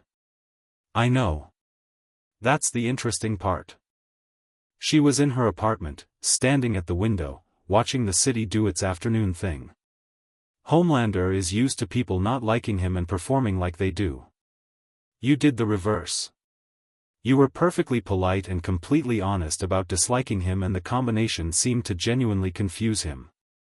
It usually does. It also, she said carefully, was noticed. The footage is already circulating. The moment you walked away. A pause. You looked, she stopped. What? Like someone who didn't need anything from him. She heard how that sounded and went with it anyway because it was accurate. That's a very short list in his world. The list is mostly people who don't know him well enough to need things from him, Naruto said. And then me. And then you. She turned from the window. Can I ask you something? Yeah. Do you ever get tired of it? Being the person who doesn't flinch.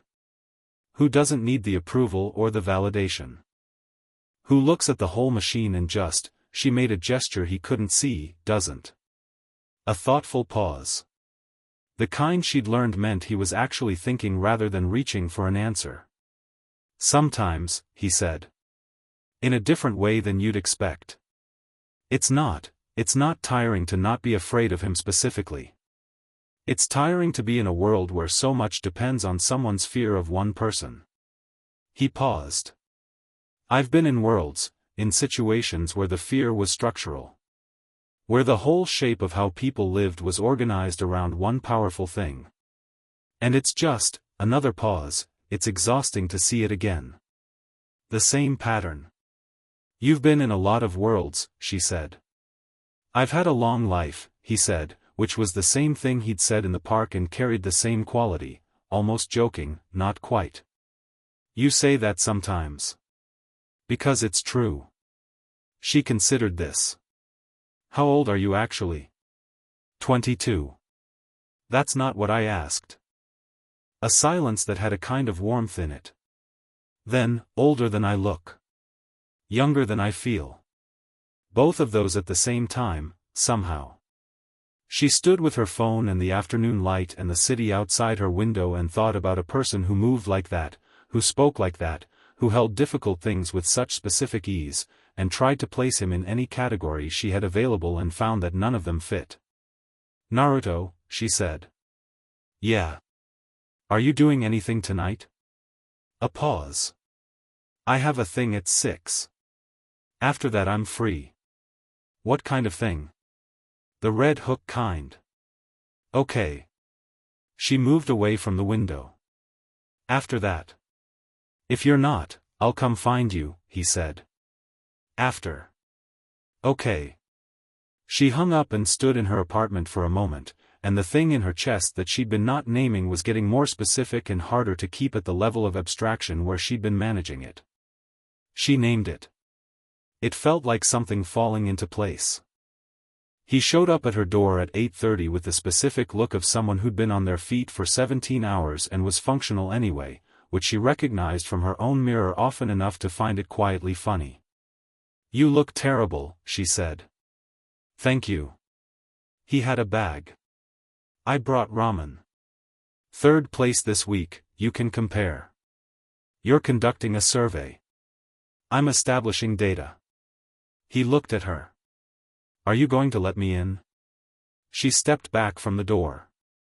Her apartment was the kind that could have been impersonal. Vought had an approved housing list, an approved building, approved furnishings available through a corporate account, but she'd refused most of it and filled the space herself instead, with the result that it looked like a person lived in it rather than a brand ambassador. Books everywhere, some of them doubled up on shelves and some stacked horizontally and some doing structural work in piles. A string of plain lights along one wall. A blanket on the couch that had been washed enough times to achieve maximum softness. A poster for a band she'd liked in college that she'd kept because she'd liked the band in college and that was a real fact about her that deserved representation. Naruto looked around it with the attention he brought to most things. This is your actual apartment, he said. What does that mean? It means it looks like you in it. Not like he gestured vaguely, meaning the brand, the billboard, the image. I'm aware of the distinction, she said, dryly. I like it.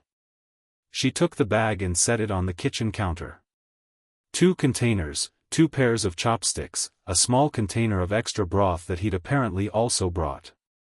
She opened hers and the smell was immediately excellent, which she noted with the purely practical satisfaction of someone who'd been thinking about food since 2 p.m. They ate on her couch because the kitchen table was covered in the particular archaeology of a person who used a surface for everything except what it was designed for, and the couch was clear and comfortable in her apartment and she hadn't had someone in it in long enough that having someone in it felt like both an event and, somehow, not strange at all. This is better than Mrs. Kim's, she said. Don't tell Mrs. Kim. How many ramen places do you actually know? In New York specifically? 14. She turned to look at him. 14. It's a survey. Data takes time. You have a ramen problem. I have a ramen commitment, he said, with complete seriousness. There's a difference. She laughed, the real one again, unguarded and brief, and this time she didn't catch it and didn't look away after, and he was looking at her when she turned back with the warm directness that she'd stopped finding disorienting and started finding something else. The something else was sitting between them in the way that it had been sitting between them for several weeks, which was to say with increasing difficulty and decreasing ambiguity. Naruto, she said. Annie, he said, at the same time. A pause. You first, she said. I was going to ask if you wanted to watch something. He nodded at her TV. But I think you were going to say something more interesting than that. She looked at her ramen container. Then at him. I was going to say that I'm aware of what's happening here and I've been not naming it for a while and I'm not sure not naming it is still the right strategy. What's happening here, he said, in the tone of someone who knew exactly what was happening here and was giving her the courtesy of letting her say it. This. She gestured, briefly, meaning the apartment and the ramen and the weeks of conversation and the ramen place above the dry cleaner and the bench in Central Park and the note on the takeout menu and all of it, the whole accumulated weight of someone becoming a fact in her life. This, he agreed. I'm inside Vought, she said. I have a contract. I have a public profile that exists in a specific relationship to the organization. And whatever happens in 3 or 4 weeks when things, she paused, when the ground appears, it's going to be complicated. It's going to be very public and very complicated. I know. And you're running operations with Butcher's team and you have a history with Homelander that's already a public story and you're an unregistered soup who exists specifically outside the structure that I exist specifically inside. Also true. So this, she said, is complicated. Annie. His voice was patient and warm and slightly amused in the way it got when he was saying something simple that the situation was trying to make complex. I've done complicated things in complicated circumstances with everything on the line and no guarantees before. A pause. That's not a reason to not do them. It's just the conditions. She looked at him. You're very calm about this. I'm not calm, he said. I'm clear. The distinction landed in her chest and settled there, and she thought about what she'd said to him weeks ago, "You're not scared," and his answer, "I've met scarier things," and what it meant that the thing this man without fear was choosing to be clear about was this, here, on her couch with 2 ramen containers and a string of lights along the wall. "Okay," she said. "Okay? I'm clear too," she said. "Just, slower to get there." He smiled. Not the public version of anyone's smile. Just his, warm and slightly crooked and entirely specific to him, the expression that went with the note on the takeout menu and the 2 coffees on the steps and the pretzel in the park and 14 ramen surveys. She leaned in and kissed him. She'd been thinking about this in the part of her head she'd been not listening to for several weeks and she'd been right about most of it. It was warm and straightforward and completely without the performance quality that everything else in her life had acquired, the specific relief of something that was just what it was. He kissed her back with the same quality, present, unhurried, no angle to it. When they pulled back his forehead was near hers and the apartment was very quiet. "That took a while," he said. "I'm thorough," she said. "I know." His hand was in her hair, which had happened without either of them apparently deciding it, and she was not objecting to this. "I've been patient. You've been extremely patient. I come from a long tradition of waiting for things that matter." He pulled back enough to see her properly. "For the record, this matters." She looked at him in the string-light dark of her apartment. "Yeah," she said. "I know." The disaster's second act arrived at 9:15 in the form of her front door getting knocked on with the specific urgency of someone who had information that couldn't wait. They both looked at the door. "Expecting anyone?" he said. "No."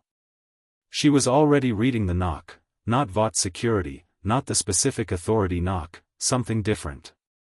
More like urgency without uniform. She went to the door, checked the peephole. Huey Campbell was in her hallway looking like a man who had run up 4 flights of stairs and was also dealing with something significant and hadn't had enough sleep in several days and needed to share the load immediately. She opened the door. "Hi," Huey said. "Hi. Sorry. I know this is, I got your address from," he looked past her, clocked Naruto on the couch, did a rapid recalibration that she watched move across his face in real time. "Oh. I'm sorry. I didn't know, I can come back," Huey, Naruto said. "What happened?" "Right. Yes."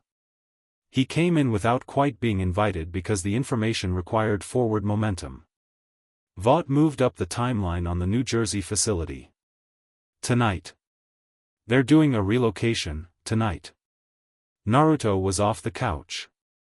Found out an hour ago, she's been trying to reach you, your phone was off," Naruto said, and looked at Annie with the brief honest look of a man noting the irony of that particular choice. "She says if they move the kids tonight then we lose track of them and the whole documentation plan falls apart because the facility will be cleaned out before we can. How long do we have?" Naruto said. "The convoy leaves at midnight. Probably." He looked at the clock on her wall. 9:20. 2 hours and 40 minutes. "Yeah." He turned to Annie. The moment between them was still in the room, still there, still real, not diminished, just, set aside, with the specific care of something being placed somewhere safe rather than dropped. Go, she said. Annie, Naruto. Go. She said it clearly, the way she said things when she meant them completely. Get those kids out. A pause. Come back after. He looked at her for a moment that was brief and sufficient. Then he looked at Huey. Red Hook? Everyone's already moving. He went to the door. Stopped. Turned back. Third place was better, he said. She looked at him. Then Mrs. Kim's? Then the West Side place. He held up 3 fingers. Survey result. She laughed. Couldn't help it. Didn't try to. He was already gone, the door closing behind him, the brief displacement of air in the hallway that meant he'd run from the moment the door opened, and then nothing, and then Huey standing in her apartment with the look of a man who was processing several things. I really am sorry to interrupt, Huey said. It's fine. She went to her bedroom. I'm coming with you. A pause. Your 6 children, Huey.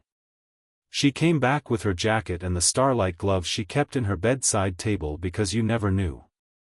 You're going to need the light. Huey looked at her. At the gloves. At the expression on her face which, she suspected, had the same quality that Naruto's did when he'd stopped being patient and started being clear. Yeah, Huey said. Okay. They went out into the night, and the city received them in its indifferent way, and somewhere ahead of them, fast and golden and already there, Naruto was running towards 6 children in a white corridor, and she was running too, not at his speed but in her direction, which was the same one. Outside her building a Vought surveillance camera swept its arc. She walked through its blind spot without looking at it, which was something she'd been practicing, and it didn't see her go. Small victories. The night was cold and clear and full of things about to change. Chapter 7, Reckoning at Vought Tower. The convoy was 3 black SUVs and a medical transport van, and it was already at the facility gates when Naruto arrived at 11:47. 13 minutes early.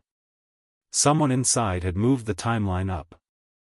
He took the situation in from the tree line in the time it took to breathe once. 6 vehicles total including the 2 security cars already parked at the facility entrance, 8 armed personnel visible, probably 4 more inside doing transfer prep. The medical van's back doors were open and there were equipment cases going in, the specific padded cases used for sensitive medical hardware, which meant they were taking the monitoring equipment too, which meant this wasn't a temporary relocation. This was erasure. 11 inside the building, Kurama said, extending his own awareness through the connection between them. 4 of them are small children, based on the heat signatures. 4. There were 6 last week. I know. He didn't let himself think about what that meant yet. Later. Deal with what's in front of you. He called him. 2 rings. I'm at the facility. They moved early. 4 children still inside, transfer starting. 8 personnel outside, probably 4 more in. What's your ETA? 20 minutes, said, and her voice had the focused calm of a professional at operational speed. Butcher's driving. That's not reassuring. 12 minutes if he keeps doing what he's doing. Tell him to keep doing what he's doing. He pocketed the phone and looked at the facility and did the math. The math said waiting 12 minutes meant the children were in the van and moving before anyone else arrived. The math said waiting was not an option. The math also said 8 armed personnel in open ground was manageable if you were fast enough. That open ground was a theoretical concept. He rolled his shoulders once.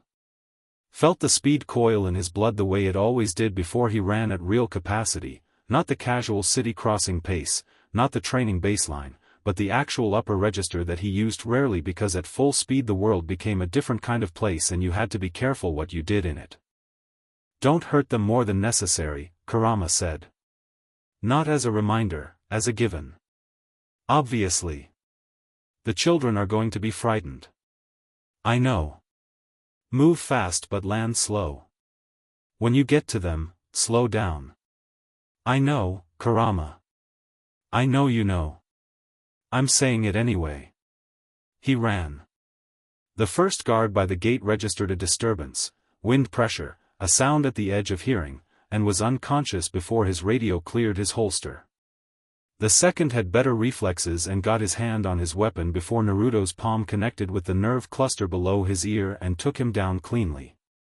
Third and fourth were at the entrance, saw the first two dropping simultaneously with no visible cause, and got exactly 1 second of confusion before the same thing happened to them. 1 second was generous. He was inside the facility in the time it took the automatic doors to finish their open cycle. The corridor was the same white fluorescent space from his last visit, but active now, personnel moving with boxes and equipment cases, 2 people in scrubs running a gurney toward the back. He was past all of them and down the stairwell to the basement level before any of them processed that there was someone moving in the corridor. Basement. 4 doors. The first room, the boy from before, awake now, sitting up in the hospital bed with the monitoring equipment half disconnected and his face containing the specific frozen quality of a child in the middle of something they don't understand and can't control. He saw Naruto appear in the doorway and went completely still. "Hey," Naruto said, and made himself take a breath, made himself exist at human pace in the doorway. "I'm Naruto. Remember I was here last week?" The boy stared. "You were fast," he said. "Yeah. What's your name?" "Marcus." "Okay, Marcus. I need you to not be scared of me. Can you do that?" Marcus looked at him with the calibrating expression of a child deciding something serious. "You're taking us out?" "I'm taking you out." "All of us?" "All 4 of you." "There were 6, Marcus said, in a voice that was 8 years old and had old things in it. "I know." He came to a knee in the doorway, same as with Lily. "We're going to deal with that. But right now I need you to come with me and I need you to trust me enough for the next 10 minutes. Can you do that?" The boy looked at him for 1 more second. Then he swung his legs over the side of the bed and started disconnecting the remaining monitoring leads himself, with the competent efficiency of a child who'd been having things attached to him for long enough to know how they came off. "Good," Naruto said. Lily was in the 3rd room and was already standing when he got to her door, jacket on, a small bag in her hand. She looked at him without surprise. "You came back." "I said I would." "I know." She looked past him at Marcus, who'd followed. "The other 2 are in room 4. Danny and, they brought someone new 2 days ago. I don't know his name yet." "Got it." He looked at her bag. "How long have you had that packed?" "Since the 1st week," she said. Something tightened in his throat for a moment and he let it, briefly, and moved on. The 4th room had 2 children, a girl of maybe 12 who came to the door with the wary speed of someone for whom fast exits were familiar territory, and a boy who was younger than the rest, maybe 7, who looked at Naruto with the enormous eyes of a child in a very large situation and said nothing at all. "Hi," Naruto said, crouching to the 7-year-old's eye level. "What's your name?" The boy looked at Lily, who was behind Naruto in the hallway. Lily said, "It's okay. He's fast." The boy looked back at Naruto. "Kenji," he whispered. "Hi, Kenji." He kept his voice at the level of a conversation in a living room. "I'm going to carry you. Is that okay?" Kenji considered this with the gravity it deserved. Then he nodded once. "Okay." He stood and lifted the boy onto his back, where Kenji gripped with the instinctive competence of a child who'd learned to hold on. He looked at the other 3. "Lily, you're going to hold Marcus's hand. Danny, the 12-year-old, who'd given her name in a clipped word while collecting what appeared to be a hidden cache of granola bars from under her mattress, you're going to stay right behind me. I'm going to move fast but I'm going to keep it manageable. Don't let go of each other. Ready? 3 nods. Kenji's arms tightened on his shoulders. Let's go. The upper floor had reorganized in the 4 minutes he'd been below.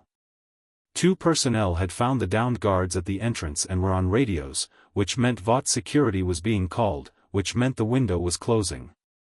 A third person, a researcher, white coat, no weapon, saw the procession coming up the stairwell and stepped back against the wall with the specific stillness of someone making a very rapid decision about which side of history to be on. Naruto looked at her as he passed. She was young. Younger than he'd expected. Her face had the color of someone who'd been doing something they didn't fully look at and had just, in this moment, been made to look. He didn't say anything to her. She didn't move to stop them. The entrance. The automatic doors. The cold November night. He moved the children through the facility grounds at a speed that was fast enough to cover ground and careful enough not to terrify, threading between the personnel who were converging on the building from the parking area, and the children were quiet and fast behind him in the specific focused way of kids who'd been trained by their circumstances to be adaptable when it mattered. They hit the tree line as headlights appeared on the facility road. Butcher's van, an unmarked white panel van that was not subtle in a meaningful way but was not Vought black, which was what mattered, came in fast and braked hard at the edge of the access road where tree cover met asphalt. The back doors opened and was there and Butcher was at the wheel and Frenchie, who had been in the garage in Red Hook after all, just silent in the corner, who Naruto had been introduced to as Frenchie, he works with us and who had looked at the children photographs with an expression that had committed him absolutely, leaned out from the back to help. The children went in fast. Was already talking to them, her voice low and even and warm in the specific way of someone who knew how to handle this, not performing calm but demonstrating it, the real version. Lily went first and turned to help Kenji, and Frenchie caught the 7-year-old and settled him in the back with a gentleness that was completely at odds with everything else about the man. Naruto was last. He closed the back doors. Butcher was already turning the van before the doors latched. Security response? Said, beside him in the dark interior. Called but not arrived. We have a few minutes before they reach the facility and figure out which direction we went. Any injuries? Personnel I dropped are unconscious. No injuries on our end. He looked at the children in the back, Lily sitting with Kenji in her lap, Marcus against the wall with his arms around his knees, Danny eating a granola bar with the focused determination of someone restoring equilibrium through available means. We need a doctor. Kenji especially, he's the youngest and I don't know how long he's been, already arranged, said. Nurse practitioner, safe house in Queens, she works with the boys, she knows how to be quiet. In the front, Butcher said nothing. Both hands on the wheel. Eyes forward. In the mirror, Naruto caught his profile, the jaw working once, the specific expression of a man who had wanted something for a very long time and was in the first moments of having gotten it and didn't know yet what to do with that. Naruto looked at Lily. She was looking at him with the old young eyes that had memorized a door code and packed a bag and waited. Where are we going? She said. Somewhere safe, he said. Somewhere with windows, she said. Something moved in his chest. Yeah, he said. Definitely with windows. The safe house was managed. The children were delivered to the nurse and to rooms that had beds and, yes, windows. Lily stood at hers for a long time looking out at the Queen Street below with an expression that he understood was going to take time to fully arrive at and that he didn't need to rush. He left before midnight. There was still work to do. He called Annie from the street outside the safe house. She picked up on the first ring. All 4, she said. All 4. A breath on her end that was relief, solid and real. The journalist has the documents. Sent everything 2 hours ago. When does it go? She's publishing tomorrow morning. 7 a.m. Her voice had the focused quality she got when she was moving through something. Naruto, it's going to be massive. This isn't just a Vought story. The pediatric program, the Edgar letter, the documentation, this is going to be the story. I know. Homelander's going to know by morning that the facility was hit. He's going to know it was you. I know that too. Edgar's going to know everything he built is coming down. Good, he said. A pause. You're going to Vought Tower. Tomorrow morning. Before the story breaks. Before it breaks, he said. I want to be there when Edgar sees it coming. I want to be in the room. A pause. And Homelander, there are things that need to be finished. Between him and me. She was quiet for a moment. I should be there. Annie, I'm Starlight. I'm a member of the Seven. When the story breaks, the public narrative matters. I can't be hiding in my apartment when, she stopped. And honestly, I don't want to be hiding. I've been standing in frame and holding my face right for 3 years and a brief fierce pause, I'm done doing that in service of the wrong thing. He stood on the Queen Street in the cold midnight and thought about what she was saying and what it cost and what it meant. Okay, he said. Okay. 6:30. Outside Vought Tower. Both of us. Another brief pause. 6:30, she said. Annie. Yeah. The note on the takeout menu. The breakfast ramen. Tonight on the couch. He paused. That's not the emergency version of things. That's the regular version. The emergency tonight was a detour. He heard her breathe. I know, she said, quietly. Okay. Good. Get some sleep, she said. You too, he said. Neither of them was going to sleep. 6:30 a.m. and Vought Tower was already alive with the specific energy of an institution that had received information and was processing it at the pace of very expensive damage control. 3 black SUVs were at the entrance that weren't there at 6. The lobby lights were all on. Security presence was doubled, which was visible from the sidewalk if you were paying attention. They were paying attention. Annie was in the Starlight costume, which had been her choice and her statement, and Naruto had understood both without needing them explained. Beside her in his jacket and jeans he was aware of the contrast, the corporate superhero and the unofficial one, the brand and the person who refused to be one, and he was aware that the contrast was going to matter in about an hour when a journalist's story went live and the world started reading. Ready, he said. Been ready for 3 years, she said. They walked in. The lobby stopped. Not literally, people kept moving, the fountain kept running, the security desk kept existing, but there was a quality shift, a room-wide recalibration, as the two of them walked through the glass doors and the lobby registered the combination of Starlight in full costume and the man who was currently the second most discussed soup in America walking together with the shared purposeful ease of people who had decided where they were going. Naruto went to the security desk. Tell Edgar we're here. The guard looked at him with the professional assessment of someone whose job was exactly this kind of moment. Mr. Edgar doesn't, tell him it's about the New Jersey facility. He looked at the guard with the steady directness that ended conversations. He'll want to know. The guard reached for his phone. They waited in the lobby for 4 minutes, which told Naruto that Edgar had been in the building since before 6, which confirmed what he'd suspected. Edgar knew the facility had been hit, had spent the night in crisis mode, and was currently in a state of controlled urgency that for him probably looked identical to his baseline state but wasn't. Ashley appeared from the elevator bank, not Edgar. She was in the outfit of someone who'd been in the building all night, composed but with the specific quality of someone who'd been composed through an effort rather than at rest. She looked at Annie and something moved through her face that was complicated and private and gone quickly. Stan will see you, she said. 48th floor.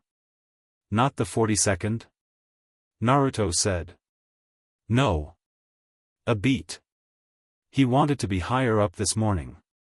She said it without editorializing it, just delivered it, which told him that Ashley Barrett had looked at the situation and made her own calculation and the calculation had landed somewhere. The elevator took them to 48. Edgar was at the window. He turned when they came in and his face was composed. Of course it was. Completely, professionally, architecturally composed, in the way of a man who had spent decades building his ability to remain composed as a primary professional tool and was deploying it at full capacity right now. But Naruto had been reading people since he was old enough to read anything, and what he saw in the fine structure around Edgar's eyes and the set of his jaw was not the settled stillness of a man who was comfortable. It was the specific stillness of a man who was standing very still because he'd calculated that stillness was what the situation required. "Mr. Uzumaki," he said. "Annie." A nod at each of them. "Sit down." "I'll stand," Naruto said. "So will I," Annie said. Edgar looked at them both. Something resolved in his expression, not defeat, nothing as dramatic or simple as that, but the shift of a man moving from one phase of a game to the acknowledgement that the previous phase had ended. He turned back to the window. "The facility was cleared last night," he said. "You know that." "I cleared it," Naruto said. "The children?" "Safe. Being seen by a doctor." "The records?" "Published in," he checked his watch, 18 minutes. Edgar was quiet for a moment, looking at the city. Manhattan was doing its morning thing below, indifferent and magnificent, the streets filling with the ordinary traffic of 8 million people who were about to read something that would change how they understood a great deal of what they thought they knew. "What do you want?" Edgar said. Not aggressively. Not resignedly. Just the question, direct, the way he'd conducted the breakfast meeting weeks ago, finding the transaction, identifying the terms. "Nothing from you," Naruto said. "I don't want anything from you. I want the program ended. The other facilities, there are 2 more we know about, Edgar said. They're being shut down this morning." Naruto looked at him. "Before or after I got here?" A brief pause. "After we were informed of last night's operation." He turned from the window. His face was unreadable in the way that took tremendous skill to maintain and tremendous experience to see through. "I'm not going to pretend this is something other than what it is. The program existed. I authorized it. Those facts are on record and will be on record." He looked at Naruto. "What I'll tell you is that there are ways this plays out that are better for more people and ways that are worse. A coordinated, Stan." Naruto said his first name quietly, without aggression, just as a way of cutting through. "I'm not here to negotiate. There's no deal. The story goes. The records go. What happens after that is between you and whatever accountability structure is left standing in this country." He paused. "I'm here for Homelander." The room went still in a specific way. "He's in the building," Naruto said. Edgar stopped. And here, finally, was the thing Naruto had been watching for, the crack in the composition, the brief unguarded moment of a man whose primary tool had been the management of Homelander and who was now looking at someone who was about to go do something he couldn't manage or prevent. "You need to understand what engaging him directly will." "I understand perfectly," Naruto said. "Where is he?" A pause. Then Edgar looked at Annie. Some wordless transaction happened between them in the 3 seconds of that look, a history of 3 years of a specific working relationship landing in a single exchange. "Roof," Edgar said. The roof of Vought Tower was a flat expanse of maintenance infrastructure and helicopter pad, and Homelander was at the edge of it looking at the city with the posture of ownership, the specific way he stood over things he considered his.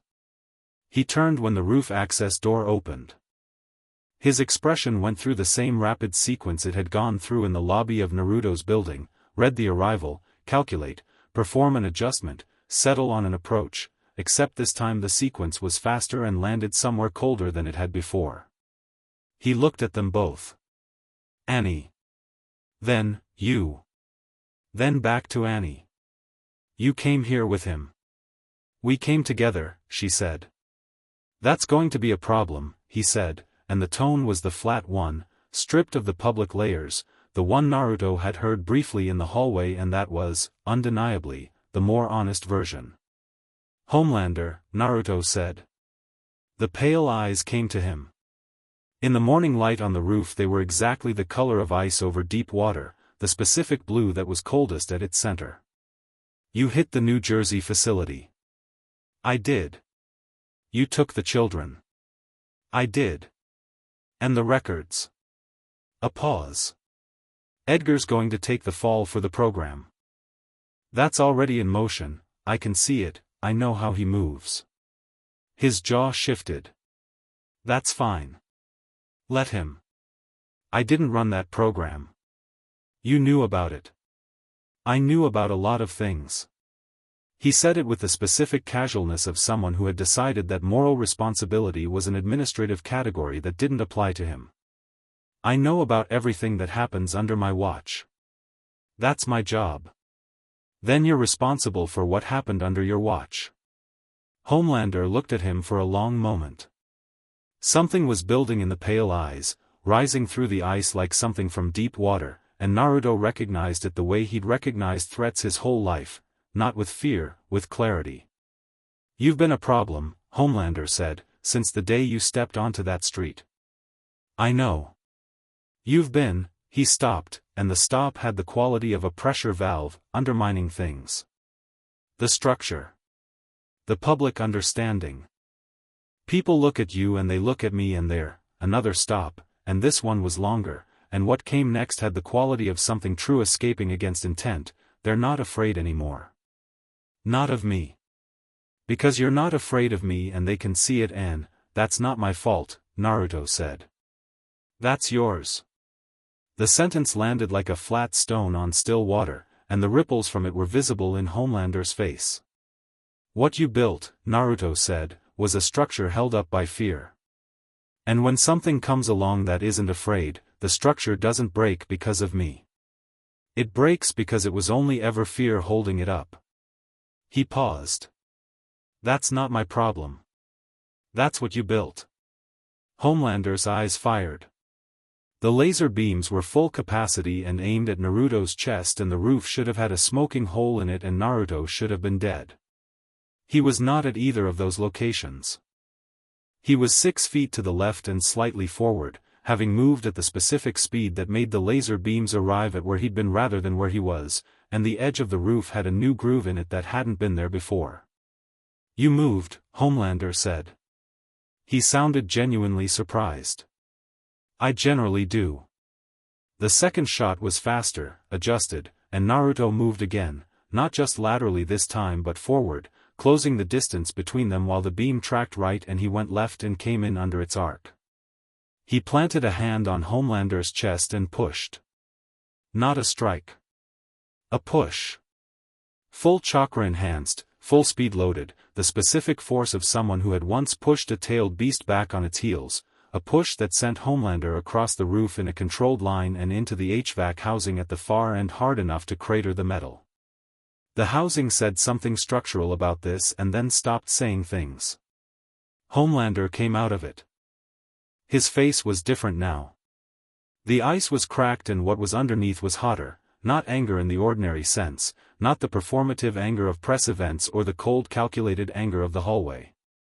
Something more basic. The anger of a person who had never been hit and was currently processing what being hit felt like. "You hit me," he said. "You shot lasers at me," Naruto said. "First." Homelander flew at him. The speed of it was genuine. Homelander at full flight was fast in ways that most things weren't, and the strength behind the tackle was the strength that had leveled buildings and torn tank armor, and the combination should have been irresistible. It was very nearly irresistible. Naruto caught him. Not completely, not with the clean efficiency of someone who had done this before, but he absorbed the momentum rather than fleeing it, dug his feet into the roof surface hard enough to gouge parallel trenches in the material, arms locked around Homelander's trajectory, redirecting the force sideways rather than straight back. They went down together and Naruto was under him for a moment, taking the weight of it, the enormous physical reality of a man who had been called the most powerful being on Earth, and let it hit and rolled and came up. Homelander was already airborne again, high, circling, burning I-beams in a tracking pattern that Naruto moved ahead of with the constant redirecting speed that made tracking him a problem of geometry rather than physics. "Stay still," Homelander said, with the frustration of a man whose primary weapon required a stationary target. "Why would I do that?" Naruto said from a different part of the roof. He ran at full capacity along the perimeter and felt the speed as what it was, the gift and the weapon and the fox underneath it, warm and massive and ready. He felt Kurama stir and called the energy without restraint, not the partial draw of careful moments but the genuine reservoir of something that had existed before this world and would exist after it, and the gold that had always been in the speed became visible, not blindingly, not theatrically, just a warm luminescence around his motion that the cameras below, if any were pointing up, were going to have significant opinions about. He came at Homelander from below and hit him mid-air. The open palm strike caught Homelander in the sternum with the full force of everything, speed, mass, chakra, the accumulated energy of everything that had been moving toward this moment since a street in Hell's Kitchen in October, and the sound it made was a sound that had never been made on top of Vought Tower before. A concussive crack that rattled every window on the upper floors and set off 2 car alarms in the street far below. Homelander went backward through the air, caught himself at altitude, hovered. He was breathing hard. This was notable. He didn't breathe hard. Below them, Naruto stood on the roof in the golden morning light, hands at his sides, watching. "That's enough," Naruto said. Not loudly. "It's over. The story's going live in," he checked, 4 minutes. "The records, the children, the letter with Edgar's signature. It's all going. Everything you've built on fear, the part of it that was built on things like what happened in New Jersey, that's done." He looked up at the hovering figure. "You can come down and we can figure out what comes next. Or you can keep shooting lasers at me, in which case we'll still figure out what comes next, but the roof is going to need more work." Homelander stared down at him from his altitude. He was calculating. Naruto could see it even from here, the pale eyes doing the math that they'd been doing since October, running through variables, arriving at outcomes. The thing about Homelander's intelligence, which was real and underestimated by people who focused on the power, was that it was ultimately pragmatic. He read situations. He made survival calculations. That intelligence was the thing that had kept him in position for 15 years. That intelligence was, right now, arriving at a calculation it didn't like. He came down. Not quickly. With the controlled descent of someone choosing to descend rather than being forced to. He landed 10 feet from Naruto and stood, cape settling, and his face was doing something it had probably never done in public, existing in genuine uncertainty. "They're going to come for me," he said. "Probably. Because of the program. Because of a lot of things," Naruto said. "The program is one. The way you've run things is another. The people you've hurt." A pause. "It's a long list. I did what I had to do. I know you believe that. I am what Vought made me." Naruto looked at him. Looked for a long moment at a man who was more complicated than a monster and less redeemable than a person and somewhere in the terrible middle of both. "That's true," he said. "And it's also the least interesting thing about you. Because everyone who ever did something they shouldn't have been able to do to another person had an explanation. A making. A structure that produced them." He paused. "That's not absolution. That's just context." Homelander said nothing. "You have a choice right now," Naruto said. "You've probably had fewer of them than most people and the ones you had were harder than most people's. But this one's real." He looked at him. "What you do in the next hour, when the story breaks and everything moves, that's yours. Not Vought's. Not Edgar's. Yours." The pale eyes held his for a long moment. Behind Naruto, the roof door opened and Annie stepped through it, and Homelander's gaze moved to her with a quality that he'd probably call something else but that looked, in the cold morning light, very much like a kind of grief. She looked back at him without flinching. Without the performance. Without any of the 3 years of managed expression that had been her survival mechanism in his presence. Just Annie January looking at a man she'd stood beside for 3 years and was done performing for. Homelander looked at her looking at him, and whatever was left of the calculation collapsed into something simpler and quieter and less certain than he'd ever shown. He didn't fly away. He stood on the roof of Vought Tower in the morning light and did nothing, which might have been the most significant thing he'd done in years. In Naruto's pocket, his phone buzzed. He didn't look at it. He didn't need to. The timestamp was 7 a.m. The story was live. It moved the way these things moved when they were real and fully documented and had been placed with a journalist who knew the difference between a story and a bomb, which is to say it moved immediately and everywhere and with the specific unstoppable quality of something that the public had been ready to receive without knowing it. The Edgar letter was the lead. The photographs were the second beat. The documented Phase 3 program was the third. And then the children's names, Lily, Marcus, Danny, Kenji, and 2 more from a secondary facility that MM's contacts had pulled overnight, were the fourth, and the fourth was the one that made it irrevocable. Naruto watched the coverage from the lobby of Vought Tower at 7:15 with Annie beside him and Butcher on the phone in his ear talking about legal teams and documentation chains and a federal contact MM had activated 2 hours ago. Around them, the Vought lobby was in a state of controlled crisis, people moving fast, phones pressed to ears, the specific human weather system of an institution discovering in real time that the story it had been telling about itself had been replaced by a different one.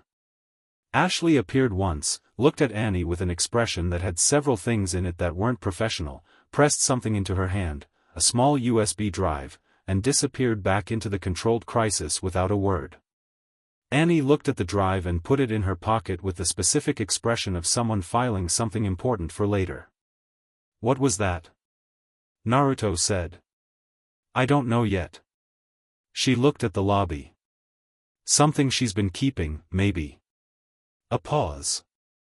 "Ashley's smarter than people give her credit for. I noticed."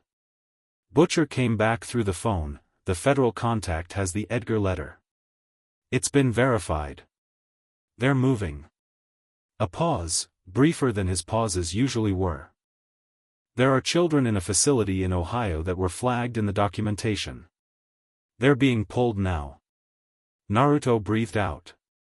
"Good. Yeah." Another pause. "Uzumaki." "What?" "The thing with the kids last night." A pause with something in it that Butcher's voice didn't usually contain, not softness, he didn't have softness in his vocabulary, but something adjacent to it, something that was the space where softness would have been if the man had built himself differently.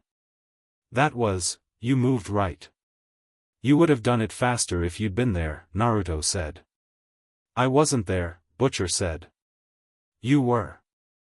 He hung up without waiting for a response, which was exactly how Naruto expected him to hang up. He looked at Annie. She was watching the lobby with the specific expression of someone watching something that had been a known quantity for years reorganize itself into something unknown, and finding the unknown, if not comfortable, at least true. "How do you feel?" he said. She considered it the way she always did, actually, specifically. "Like the ground appeared," she said. He looked at her. "I told you," she said. "I was waiting for the ground." She turned to face him properly, the costume and the lobby and the controlled crisis of everything around them making no apparent demands on her attention right now. "And I said when it appeared I'd know which side to stand on." She met his eyes. "I know." "Yeah," he said. "I know you do." Outside the glass walls of Vought Tower, the city was processing a morning that was different from all the mornings before it, not in its sky or its streets or its ordinary machinery but in what it knew, and what it knew, and what it was going to do with the knowing. Naruto Uzumaki stood in the lobby with gold light coming through the glass and Annie beside him and something in his chest that was the specific warmth of things landing where they were supposed to land, and felt, not triumph, nothing as simple or loud as that, but a deep and quiet rightness. Like a long thing finally, properly, done.